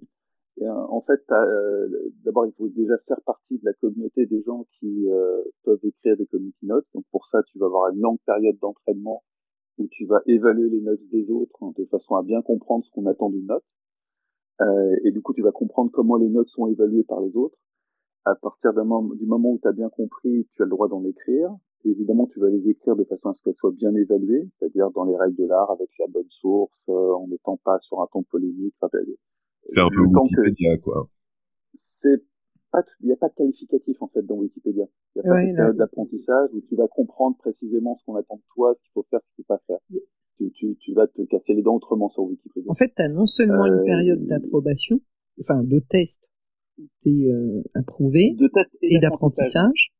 Et ensuite, il faut savoir, enfin, je sais pas ce que t'en penses, toi, Fabrice, mais moi, je trouve que les critères qui nous sont proposés, c'est quand même pas mal parce que on doit évaluer si une note, elle est utile, en partie ou non utile, et ensuite, on a des critères à cocher. Et ensuite, tu as une douzaine de critères qui te permettent d'évaluer en quoi elle est utile ou pas utile. Tout ça donne une note d'évaluation à chaque note proposée, et au-dessus d'un certain score, la note apparaît, sachant que à tout moment, tu peux continuer à avoir des contributeurs qui évaluent la note, ce qui fait qu'une note peut apparaître et puis disparaître parce que au bout d'un moment, elle a été évaluée suffisant pour apparaître, et puis il y a plein d'autres gens qui l'ont évaluée de façon négative, donc elle disparaît. Et tout ça est dans un code qui est publié. Et ce qui est bien, c'est de par les critères, c'est que tu n'es... Moi, j'aime beaucoup l'exercice, mais vraiment, parce que tu dois évaluer, dire est-ce que c'est des sources qui sont fiables, est-ce que c'est polémique, est-ce qu'il y a une opinion, est-ce que c'est vraiment en relation avec la note, est-ce que ça apporte des éléments contextuels, etc. Donc c'est quand même plutôt bien fait. L'onboarding est remarquable. Ils ont mélangé gamification, apprentissage, onboarding, c'est nickel. Et vraiment, c'est un produit qui est absolument remarquable. C'est de loin ce qu'ils ont fait de mieux. Depuis l'arrivée d'Elon, c'est peut-être certainement le truc. C'est vrai qu'on critique beaucoup de choses depuis l'arrivée d'Elon, et moi, franchement, je trouve que c'est peut-être l'une des... Mais ça et la publication de code en open source, c'est vraiment deux trucs qui sont des vrais game changers. Donc on verra par la suite, mais je trouve ça bien. On va saluer Nicolas, surtout que Nicolas est venu reparti, donc il y a peut-être un problème technique. Bonsoir Nicolas. Bonsoir Adila, ça va? Très bien. Merveilleux. Est-ce que tu as eu le temps de jeter un œil un petit peu sur le DSA? Je ne sais pas si tu as entendu les derniers échanges. On était sur les signaleurs de confiance. Tu veux intervenir maintenant ou ultérieurement, c'est comme tu veux. En fait, je travaille avec le DSA au travail, mais j'étais monté pour dire que l'un de vos intervenants était avait dit que les lois ne s'appliquent pas si facilement et que on voit bien que la RGPD ne s'applique pas, qu'elle n'est pas appliquée ou qu'elle n'est pas, qu'elle ne fait pas, qu'on ne voit pas des sanctions arriver. Il y a beaucoup de sites web qui ne sont pas conformes à la RGPD, par exemple. Mais je pense que cette personne faisait référence à la question des cookies et la bannière des cookies, qui est une question de e-privacy. Oh, il y a 1000 trucs. Mais ok, il y a 1000 trucs, je comprends, mais il y a des infractions hallucinantes au RGPD qui sont pas sanctionnées parce que c'est de toute façon pas trop. Ça serait un cauchemar pour toutes les directions informatiques de France et de Navarre de se conformer, et c'est déjà suffisamment compliqué comme ça. Donc t'as plein. Moi, je pense qu'il y a je comprends le sentiment, mais je partage pas votre avis. J'ai plutôt l'impression que les gens ont peur de la RGPD. C'est ça la force de la DSA aussi. Les gens ont peur de la perte de réputation et des amendes financières. Donc même s'ils ne se font pas l'effort de se conformer ou de l'effort d'avoir ou l'effort sincère d'essayer de se plier à la loi, il y a une tentative d'y mettre les formes. Et c'est quelque chose de systémique, hein, un impact sur tous les contrats, parce que dès qu'on se plaint, dès que quelqu'un... D'un point de vue juridique, oui, mais quand tu regardes... Non, c'est un point de vue politique. Oui, c'est ça la force de la chose. Mais d'un point de vue technique, quand tu fais un audit de site web, hein, tu t'aperçois qu'en pratique, il y a plein de trucs qui décodent dans tous les sens, parce que c'est un spectre quand même très très large. Et typiquement, t'as mis les entêtes email dans tes appels. T'as plein de cas de figure où tu fais fuiter de la data personnelle sans vraiment l'avoir pensé, et qui font que t'as énormément notamment dans le legacy, t'as plein de codes qui ont été pensés comme ça et qui vont pas s'emmerder à réécrire. Donc pour l'instant, ils ferment les yeux et serrent les fesses. Et puis t'as effectivement ce problème de cookies dans tous les sens, plus ou moins bien géré, qui fait que la plupart des sites de presse sont pas compliant. Mais si tu veux avoir une bonne idée de l'état de l'art, tu suis un type qui s'appelle Aeris V2, qui est le spécialiste d'aller faire chier toutes les grandes entreprises sur des problématiques DSA, RGPD, et tu verras que quasiment toutes les grandes entreprises du CAC 40, tous les médias, ils les a tous allumés. Sans qu'il y ait de conséquences, hein. Mais parce que justement, il n'y a pas la réflexion politique qui accompagne l'apparition de la loi RGPD. C'est ça le problème. C'est-à-dire qu'on est encore dans une logique de dépendance à la donnée personnelle pour faire du fric, pour continuer à multiplier le fric. Non, je te parle même pas de gens qui intentionnellement aspirent de la data à des fins maléfiques, hein. Je te parle juste de gens qui traitent la donnée personnelle de façon assez légère, et ce depuis un bon bout de temps, un peu partout dans leur système. Ce qui fait que quand tu les consultes via Internet, ça se voit à droite à gauche, que théoriquement ça constitue une infraction au RGPD, mais que bon, c'est pas possible parce qu'on va pas réécrire tout le legacy code. Non, mais moi je parle pas du legacy code, je parle plutôt du cas de figure où t'as le CAC 40 et les grosses compagnies qui ont les moyens d'acheter des conseils des experts, qui ont des moyens de s'acheter des équipes qui pourraient faire ça, ou qui pourraient en tout cas s'inscrire dans une logique de faire ça, et qui font activement le choix de ne pas faire ça et plutôt d'essayer de maximiser le profit. C'est ça le problème. C'est-à-dire l'ancien directeur de Brave, du browser Brave, du Furter en français, c'est quelqu'un qui a parlé d'un problème de surveillance de masse au niveau systémique. C'est-à-dire on est tous surveillés constamment. C'est l'Allemagne de l'Est mais en version Internet. Et en version capitaliste. Pas forcément, parce que c'est surtout en version Internet, mais oui, on pense que la donnée est utilisée pour faire du fric, bien évidemment. Ouais, et Dieu merci, parce que le jour où c'est les États qui s'y mettront, et ça viendra, ce sera autrement plus violent. Mais ouais, c'est complètement ça, ouais, c'est la Stasi version capitaliste. J'ai juste une petite question. Est-ce qu'il y a des chiffres exacts sur le nombre d'entreprises qui ont déclaré des DPO et qui en ont embauché Ouais, c'est publié, mais c'est pas mis à jour. Je sais pas pour la France, mais je sais qu'aux Pays-Bas, ils en étaient à quelque chose comme 8193. Je crois, hein. En tout cas, non, c'est pas énorme, c'est vrai.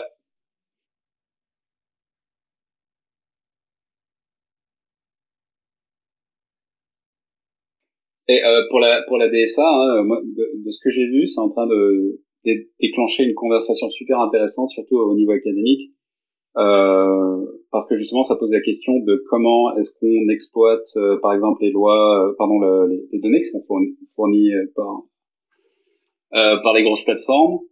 Et puis après les côté ONG, il y a aussi la question de est-ce que la liste, ils ont dit combien la commission finalement, c'était 19 ou 17 19 dont 2 navigateurs, mais sinon c'est pour le moment c'est 17 plateformes et pour dans l'immédiat.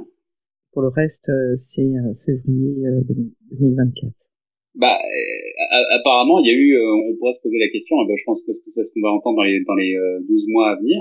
Ce sera probablement qu'il y a eu de la comptabilité créative par des plateformes qui auraient pu tomber sous le coup de l'application de l'application du DSA. Parce que, par exemple, on se posait la question du Shopify, qui subitement a vu une chute de son nombre d'utilisateurs dans les 18 derniers mois. Et dans les 18 derniers mois, on avait commencé à parler des critères d'application ADS, ils ont peur. Et ils ont ramassé des pages de données à plusieurs reprises Shopify. Ils ont même ramassé une tape sur les doigts de l'Agence de la protection des données au Canada. Donc ça va poser la question de l'honnêteté dans la transparence de l'accès aux données. Je sais plus quel est le terme utilisé dans l'article d'accès aux données pour la recherche, et aussi du rapport dans le nombre d'utilisateurs. Est-ce que ils sont vraiment en train de rapporter le vrai nombre d'utilisateurs? T'as vu ça dans le DSA? Ouais. Ah, c'est marrant parce que je l'ai pas soulevé. Moi, j'ai soulevé la partie sur la place des marchés en ligne. Shopify, notamment. C'est un marché en ligne. Ça. Donc non, c'est parce qu'on utilisait peut-être pas les mêmes termes, c'est pour ça. Mais désolé, je travaille. Et donc l'idée c'est que par exemple, Amazon il devra vérifier que le vendeur a bien fourni des informations d'identification qui sont nécessaires et devra bloquer les fraudeurs récidivistes. C'est de vérifier en fait l'identification des vendeurs. C'est bien de cela dont tu parles? Oui, mais par exemple, mais Shopify a le problème, tu vois, parce que l'architecture de Shopify est extrêmement, c'est délocalisé, mais c'est pas très fédéré. C'est très. Ouais, mais moi je sais pas ce que tu en penses, mais je trouve quand même que j'ai suivi ces derniers mois les affaires autour de l'influence commerciale, notamment avec le dropshipping. Il y a quand même un certain nombre d'arnaques, alors que certaines étaient des arnaques qui étaient poussées par des influenceurs qui vérifiaient pas, certainement qui surtout ne réagissaient pas parce qu'il y avait tout simplement des internautes qui disaient ne pas avoir reçu le produit, entre autres. Mais c'est aussi parce qu'il y a aussi beaucoup de vendeurs aujourd'hui dont l'identité n'est absolument pas vérifiée. C'est quand même une bonne chose, non? Alors, strictement juridiquement parlant, je te dirais que le truc le plus intéressant, c'est justement la responsabilité des intermédiaires. Oui. Ça, c'est la grosse innovation, oui. Non? Et ça, c'est très positif parce que justement, ça continue la logique de l'impact sur toute la chaîne de fourniture, la supply chain. Et je pense que c'est l'idée de continuer à avoir un impact sur d'avoir l'effet Bruxelles de long en large autant que possible et avoir potentiellement un effet global parce que ça pourrait restructurer justement l'architecture, la façon de penser la gouvernance dans les grands groupes qui veulent éventuellement faire une expansion vers l'Europe. La question c'est est-ce que ça va être copié, est-ce que la DSA va aussi être copiée que la RGPD dans le reste du monde. Ça, on verra si c'est un modèle qui va se faire répliquer, qui sera répliqué. Ah, c'est sûr qu'aujourd'hui, c'est annoncé comme quelque chose d'unique. Pour le moment, on fait figure en tout cas en Europe, de novateur, on va dire, de pionnier en la matière sur ces réglementations. Je ne sais pas si d'autres personnes voulaient réagir sur ce sujet, parce que je voulais vous interpeller sur un dernier sujet. Juan, tu fais un plus. Oui, je voulais juste dire en fait les régulations les plus strictes au monde, c'est la SEC, c'est les régulations financières en fait. Et il faut peut-être se poser la question de est-ce qu'il faudrait pas inclure les droits, pas les droits humains, mais les droits de l'humain numérique dans ce genre de choses qui font vraiment, vraiment peur aux entreprises parce que ça les impacte directement sur leur crédibilité financière. Voilà, c'était juste une remarque comme ça. Je te remercie. Fabrice et Farid, je vous avais proposé... Ah, bah c'est Farid que j'arrive pas...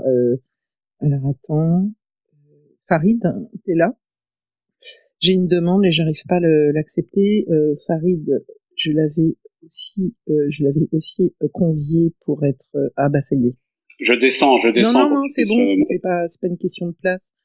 C'est parce que il avait une attente de co-animation et du coup je ne pouvais pas l'accepter en intervenant. Il y a un dernier point, qui me vient, c'est concernant l'algorithme. Il y a plusieurs points dans le DSA concernant les algorithmes. Il y a déjà un premier point, c'est la transparence. Donc, et le deuxième, c'est l'interdiction de ciblage. C'est le deuxième point. Je ne sais pas, est-ce que vous y croyez ça en fait, la transparence du code? On en a parlé un petit peu en introduction tout à l'heure. Bah oui, ouais. Le code est publié, qu'est-ce que tu veux faire de plus transparent? Sur le code, là tu parles de Twitter, le code? De Twitter, bien sûr. Ah, mais les autres, parce que là ils vont avoir l'obligation d'être un peu transparents là. Ils sont dans la merde. Ils sont dans la merde. Les autres, ils sont dans la merde. Parce que un TikTok, par exemple, il cache quand même beaucoup. Il faut bien réaliser que c'est une demande politique, la transparence. Ils ne savent pas du tout de quoi ils parlent d'un point de vue technique. C'est un concept philosophique dans les gens qui le demandent. Alors que, entendu du point de vue des gens qui codent, c'est très clair. Donc, Elon Musk, qui à titre personnel est pour la publication du bien commun numérique, qui fait ça avec les brevets de Tesla, c'est son truc. Sur Twitter, il a trouvé une solution très con qui est, bah ouais, je vais publier le code, et il le publie de plus en plus, il y a même des contributions externes maintenant. Mais évidemment, Facebook, ils vont pas publier leur code, c'est pas leur philosophie. Oui, c'est pour ça que je disais, vous y croyez, parce que... ils vont peut-être filer un accès dans certaines conditions à des gens qui vont venir l'auditer, je sais pas, c'est pas très clair. Mais oui, c'est une demande qui est un peu aberrante, ils vont probablement se protéger avec le secret des affaires. Mais c'est un point que Musk va gagner haut la main. Et c'est pas un point complètement dichotomique entre le secret des affaires qui a l'air de revenir. Si. C'est complètement le secret des affaires est en complète contradiction avec c'est un peu le yin et le yang. T'as le secret des affaires et toutes les lois de transparence. Ça va se finir devant la Cour de justice européenne? Comment ça va se passer, vous pensez? Je sais pas du tout, il faut demander ça à des juristes. Je pense qu'il y a plein de juristes de très haut niveau qui sont en train de fantasmer toutes les hypothèses possibles. Il faut vraiment, faut demander à des juristes parce que c'est évident qu'ils sont en train d'aiguiser les couteaux. Nous, on en reparlera jeudi prochain. Il y a Olivier Itanu qui a accepté de venir. On en reparlera avec lui. Et on lui reposera en fait la question. Donc, je fais un petit teasing comme ça aussi jeudi prochain. Mais Fadila, je pense que ça promet d'être amusant. On verra ce que ça va donner, mais ça promet d'être amusant. Fadila, est-ce qu'il y a est-ce que si je me rappelle bien, l'obligation, c'est la publication du code chaque année, une fois par année. Alors, j'ai pas noté ça, tu vois.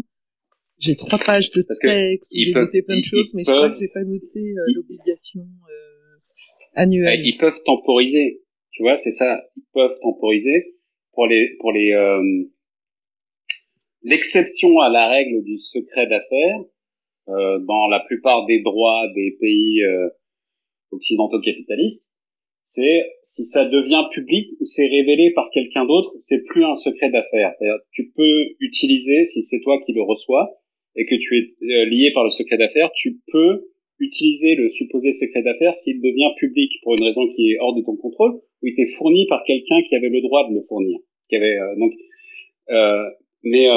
si c'est une obligation annuelle, alors il y aura une différence telle entre le code source de l'année précédente et le code source qui va être publié que ça se jouera justement sur cette question-là, c'est-à-dire le secret d'affaires en droit de l'Union, c'est une pièce d'information, un bout d'information qui donne un avantage compétitif. Donc, est-ce que si à ce moment-là, ça donne au moment où l'obligation de publication touche la plateforme, le code source en question donne un avantage compétitif, alors la question de la protection du secret d'affaires devant la CJUE pourrait être soulevée. Alors, bonne question. Mais comme, mais je la poserai à Olivier. Oui. Comme des choses, comme le Nasdaq a des règles strictes sur les reports pas économiques mais financiers des entreprises tous les trimestres, hein. Et ça donne aussi des informations mais pas critiques, pas forcément toutes critiques, mais ça donne une bonne idée de l'état d'une entreprise. Ça pourrait tomber sous je sais pas. Mais non, ça c'est ça la différence, c'est-à-dire que le rapport financier devant un truc comme la SEC, comme tu dis, c'est pas forcément rempli de secret d'affaires parce que tu peux le comment on dit ça? Tu peux le modifier, le retaper, etc. Mais le code source, c'est quand même central à ton activité économique, c'était une plateforme en ligne. Donc la question, c'est vraiment le niveau d'évolution du code source dans les 12 mois qui sont passés entre la dernière publication et la première publication. Alors dites-vous bien que si aujourd'hui même, s'ils ont publié leur code source aujourd'hui même, ils vont mettre les mises à jour dans une semaine. Comme ça, ils ont publié leur code source, mais les mises à jour sont mises. Ouais. Mais c'était un peu le même principe que je voulais défendre. C'était une obligation de publier les choses tous les 3 mois, comme les résultats financiers. Mais ça on verra. Ils vont certainement, ça va les obliger aussi à mettre en place un jeu, on va dire, qui leur permettra de conserver un avantage concurrentiel. Hein. Ça dit là, moi j'ai une question évident. pour tout le monde. Et pour oui, vas-y. C'est l'évaluation des risques. L'évaluation des risques, c'est central, c'est très important dans la RGPD et aussi dans la pratique de l'information et de la sécurité de l'information, pardon. Mais là, l'évaluation des risques des algorithmes sera une pratique différente, c'est-à-dire le débat académique, c'est qu'on appelle à l'utilisation de termes de techniques comme l'intersectionnalité ou la multidisciplinarité, que ce soit socio-économique, c'est marqué dans la loi.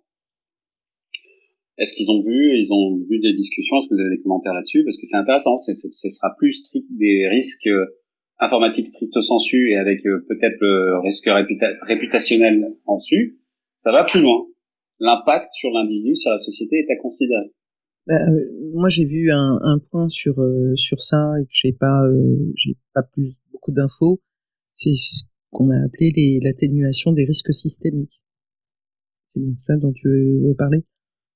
Elles vont devoir en fait analyser en fait les risques qui sont liés en fait à leur service, sur tous les contenus, notamment atteinte à la vie privée, la liberté d'expression, la santé, la sécurité, et mettre en place en fait des moyens et comment dire, pour lutter, on va dire, contre la diffusion de contenus qui seraient dits préjudiciables. Exemple de TikTok avec l'encouragement avec l'anorexie. Mais là, on touche quand même un sujet qui est culturel quand même. Je pense que c'est quelque chose que l'Europe va devoir définir, et probablement les signaleurs de confiance. Je ne sais pas du tout comment ça va s'opérer. Je trouve ça assez flou, assez Alors, intéressant globalement sur le plan, on va dire, philosophique, mais concrètement, je ne sais pas ce que ça va englober. Bah, en fait, c'est des auditeurs tierce partie qui devront faire ces analyses, et ça implique en fait justement une évaluation différente qui change de ce qu'on faisait jusqu'à maintenant sur l'impact, comme tu dis, sociétal de l'algorithme en question. Mais la question encore se pose, c'est quel est le niveau de transparence auquel on peut s'attendre de la part des plateformes, parce que rien que pour donner un exemple qui vient en tête, là, il y avait PricewaterhouseCoopers qui a modifié les comptes de la Grèce pour montrer qu'elle était en conformité avec les objectifs financiers de la Commission européenne en 2003-2004.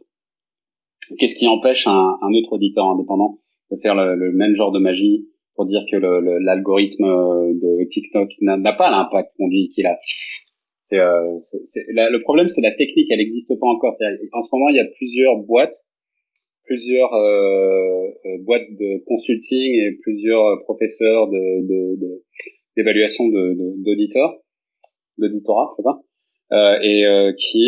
qui proposent des techniques, et qui proposent des risques, et qui proposent des scénarios de risques, pour essayer de trouver un modèle standardisé sur lequel tout le monde serait d'accord. Écoute, moi j'ai pas de réponse encore sur le sujet. Je te propose, si t'es dispo jeudi prochain, qu'on en reparle. J'essaierai moi d'avoir des infos, et puis aussi parmi les personnes qui sont présentes là, si vous venez jeudi prochain, on essaiera d'en reparler. Mais je pense que ça mérite un petit peu plus d'infos. Et là, j'ai pas assez de choses précises sur le sujet, donc je vais pas te répondre.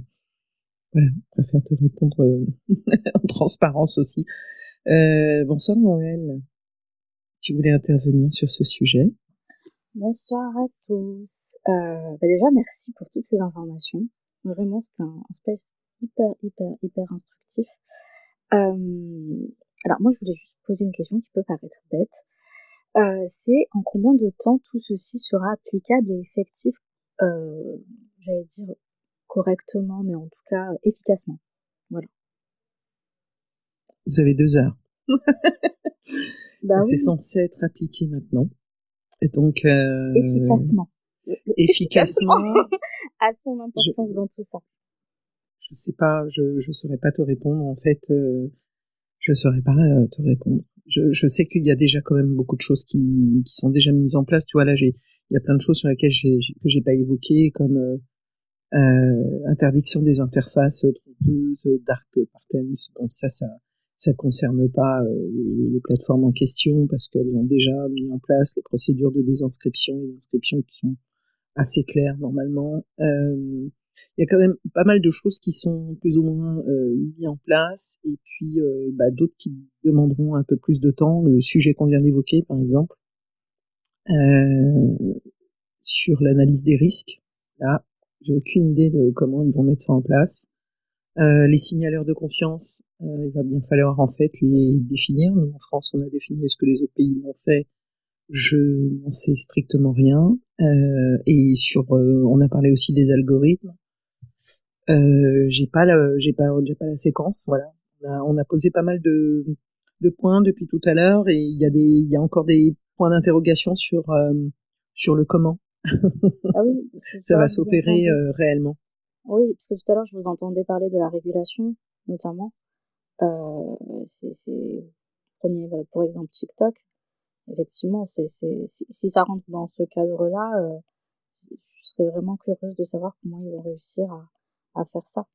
La question que, alors, Phil, je sais plus comment il s'appelait, la remarque qu'il avait fait justement sur les signaleurs de confiance aussi, comment ils vont, vous avez parlé tout à l'heure de l'ARCOM. En gros, je vous écoute depuis tout à l'heure et je me dis comment j'ai l'impression que c'est un vœu pieux, tu sais, et je suis vraiment curieuse de voir comment ils vont faire pour appliquer tout ça efficacement, vraiment efficacement, et surtout en combien de temps. Parce qu'on l'a vu pour la loi influenceur, ils l'ont pondu, ça a été appliqué. Bon, il y a eu quand même Ouais, quelques parce qu'il n'y a amendes. pas les décrets encore. Mais là, Ah, en fait, on est au niveau de l'Europe. Et donc, en fait, maintenant, oui, mais c'est encore pire. Parce qu'ils n'arrivent pas à se... Enfin, je veux dire, c'est même pire. Donc, je sais pas. il y a je sais pas, il y a Nicolas qui voulait répondre peut-être à ça. Et Juan également. Pour le modèle réglementaire est en fait un miroir, une copie du modèle réglementaire d'introduction des médicaments. Pas des médicaments, mais des produits de diagnostic dans l'Union européenne. C'est-à-dire ce qu'on appelle la IVDR en anglais, réglementation d'introduction de la vente de diagnostic, de produits de diagnostic. Le règlement. Le système est comme suit. Il y a des entités qui sont privées mais qui sont de confiance, qu'on appelle les notified bodies. Donc c'est des auditeurs, c'est des experts qui ont la capacité de comprendre le médicament, comprendre le produit qu'on va introduire sur le marché, et ils ont la capacité de faire l'audit, et ils ont la capacité de donner la certification. Et donc l'idée, je pense que c'est justement de choisir des entités privées qui ont démontré patte blanche à la Commission européenne, et de leur donner justement, parce qu'ils ont reçu l'approbation de la Commission européenne, d'être justement ce vérificateur professionnel, mais qui sera très bien payé par la plateforme. C'est très lucratif comme modèle de réglementation, c'est-à-dire comme modèle de business. Et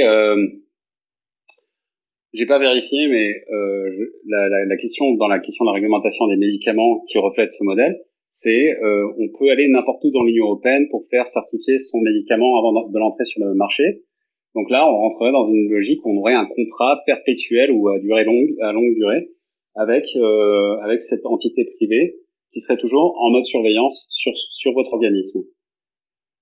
Je pense que ça va dans cette direction-là. J'espère que je l'ai aidé. Juan, il va peut-être apporter aussi une autre voix, une réponse.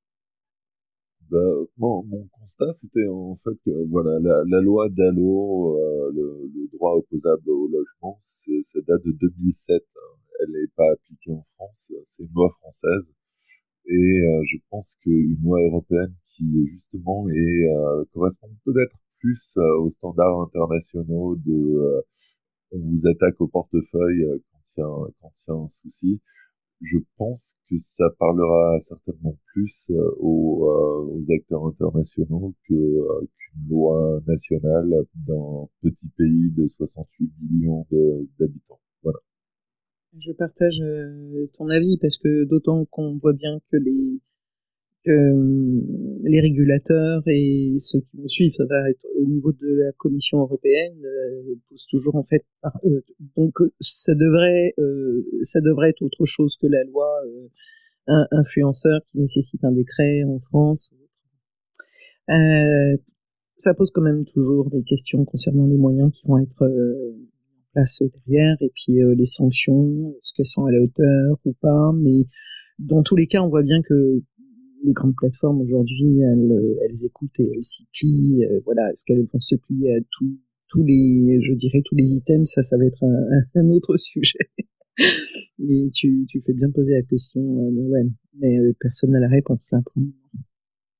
D'ailleurs, personne ne réagit réellement pour le moment. Hein. Il y a des questions qui sont posées par des experts, qui sont quand même sur les enjeux entre l'équilibre qu'il va y avoir entre la responsabilité, la liberté d'expression. Donc, il va y avoir des débats qui vont suivre, hein, notamment aussi sur la protection des données, et puis sur l'impact sur les petites plateformes. On l'a évoqué tout à l'heure. Sur la définition aussi de la désinformation, même s'il y a des éléments qui ont été déjà posés par le principe, j'ai déjà oublié comment ça s'appelait,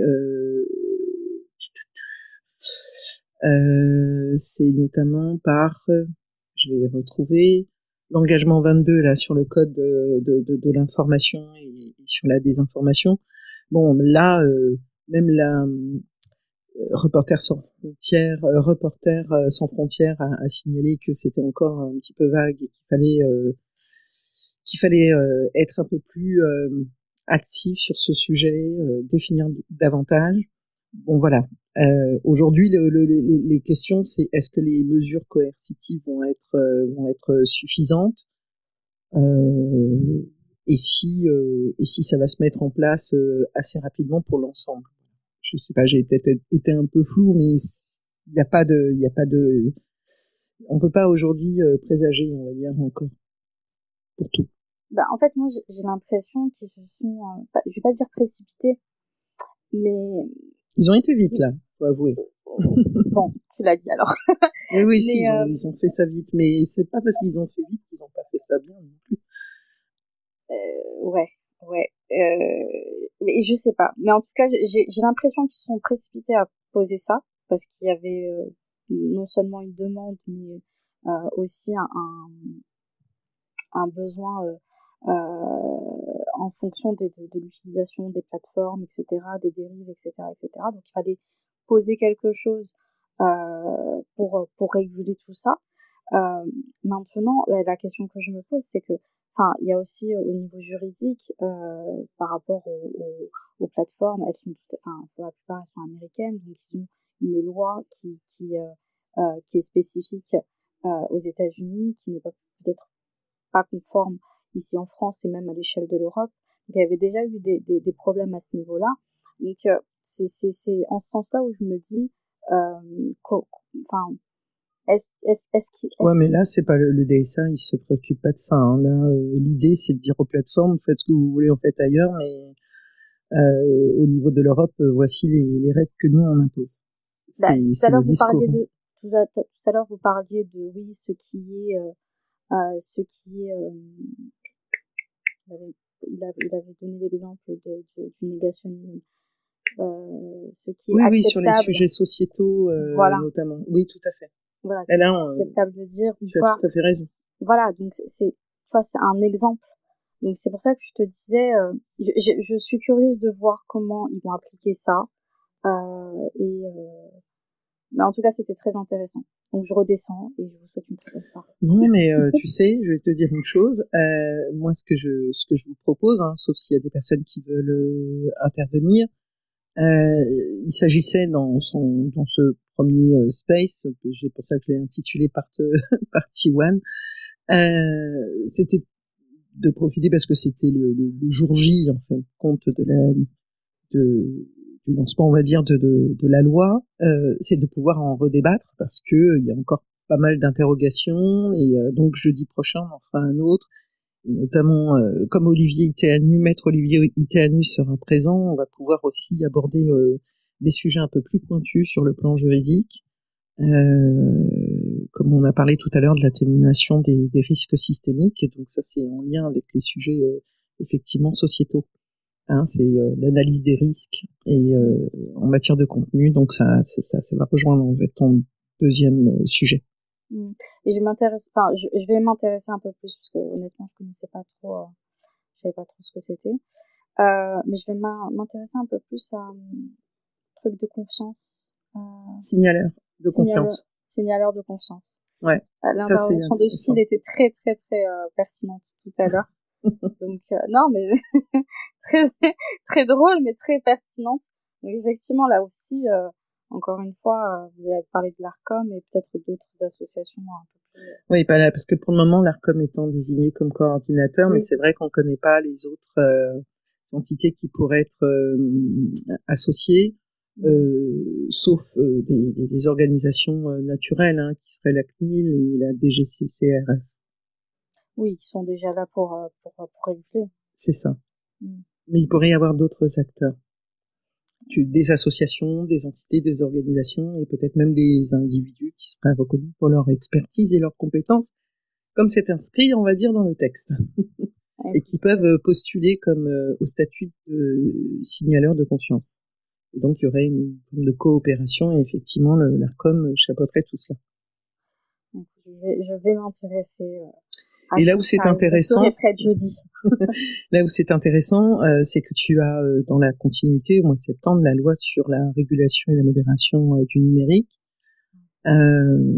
et donc tu vois les deux sujets, même s'ils sont des sujets différents, c'est très complémentaire en fait. Voilà. Donc on va avoir une rentrée très chargée. Ouais. Oui. Voilà tout. Bah, j'espère en tout cas que ça a plu à tout le monde, à tous ceux qui ont participé à ce space. Moi j'étais ravie quand même pour un vendredi 25 août. J'ai beaucoup de personnes qui m'ont dit j'aurais voulu venir, mais je suis sur la route du retour des vacances.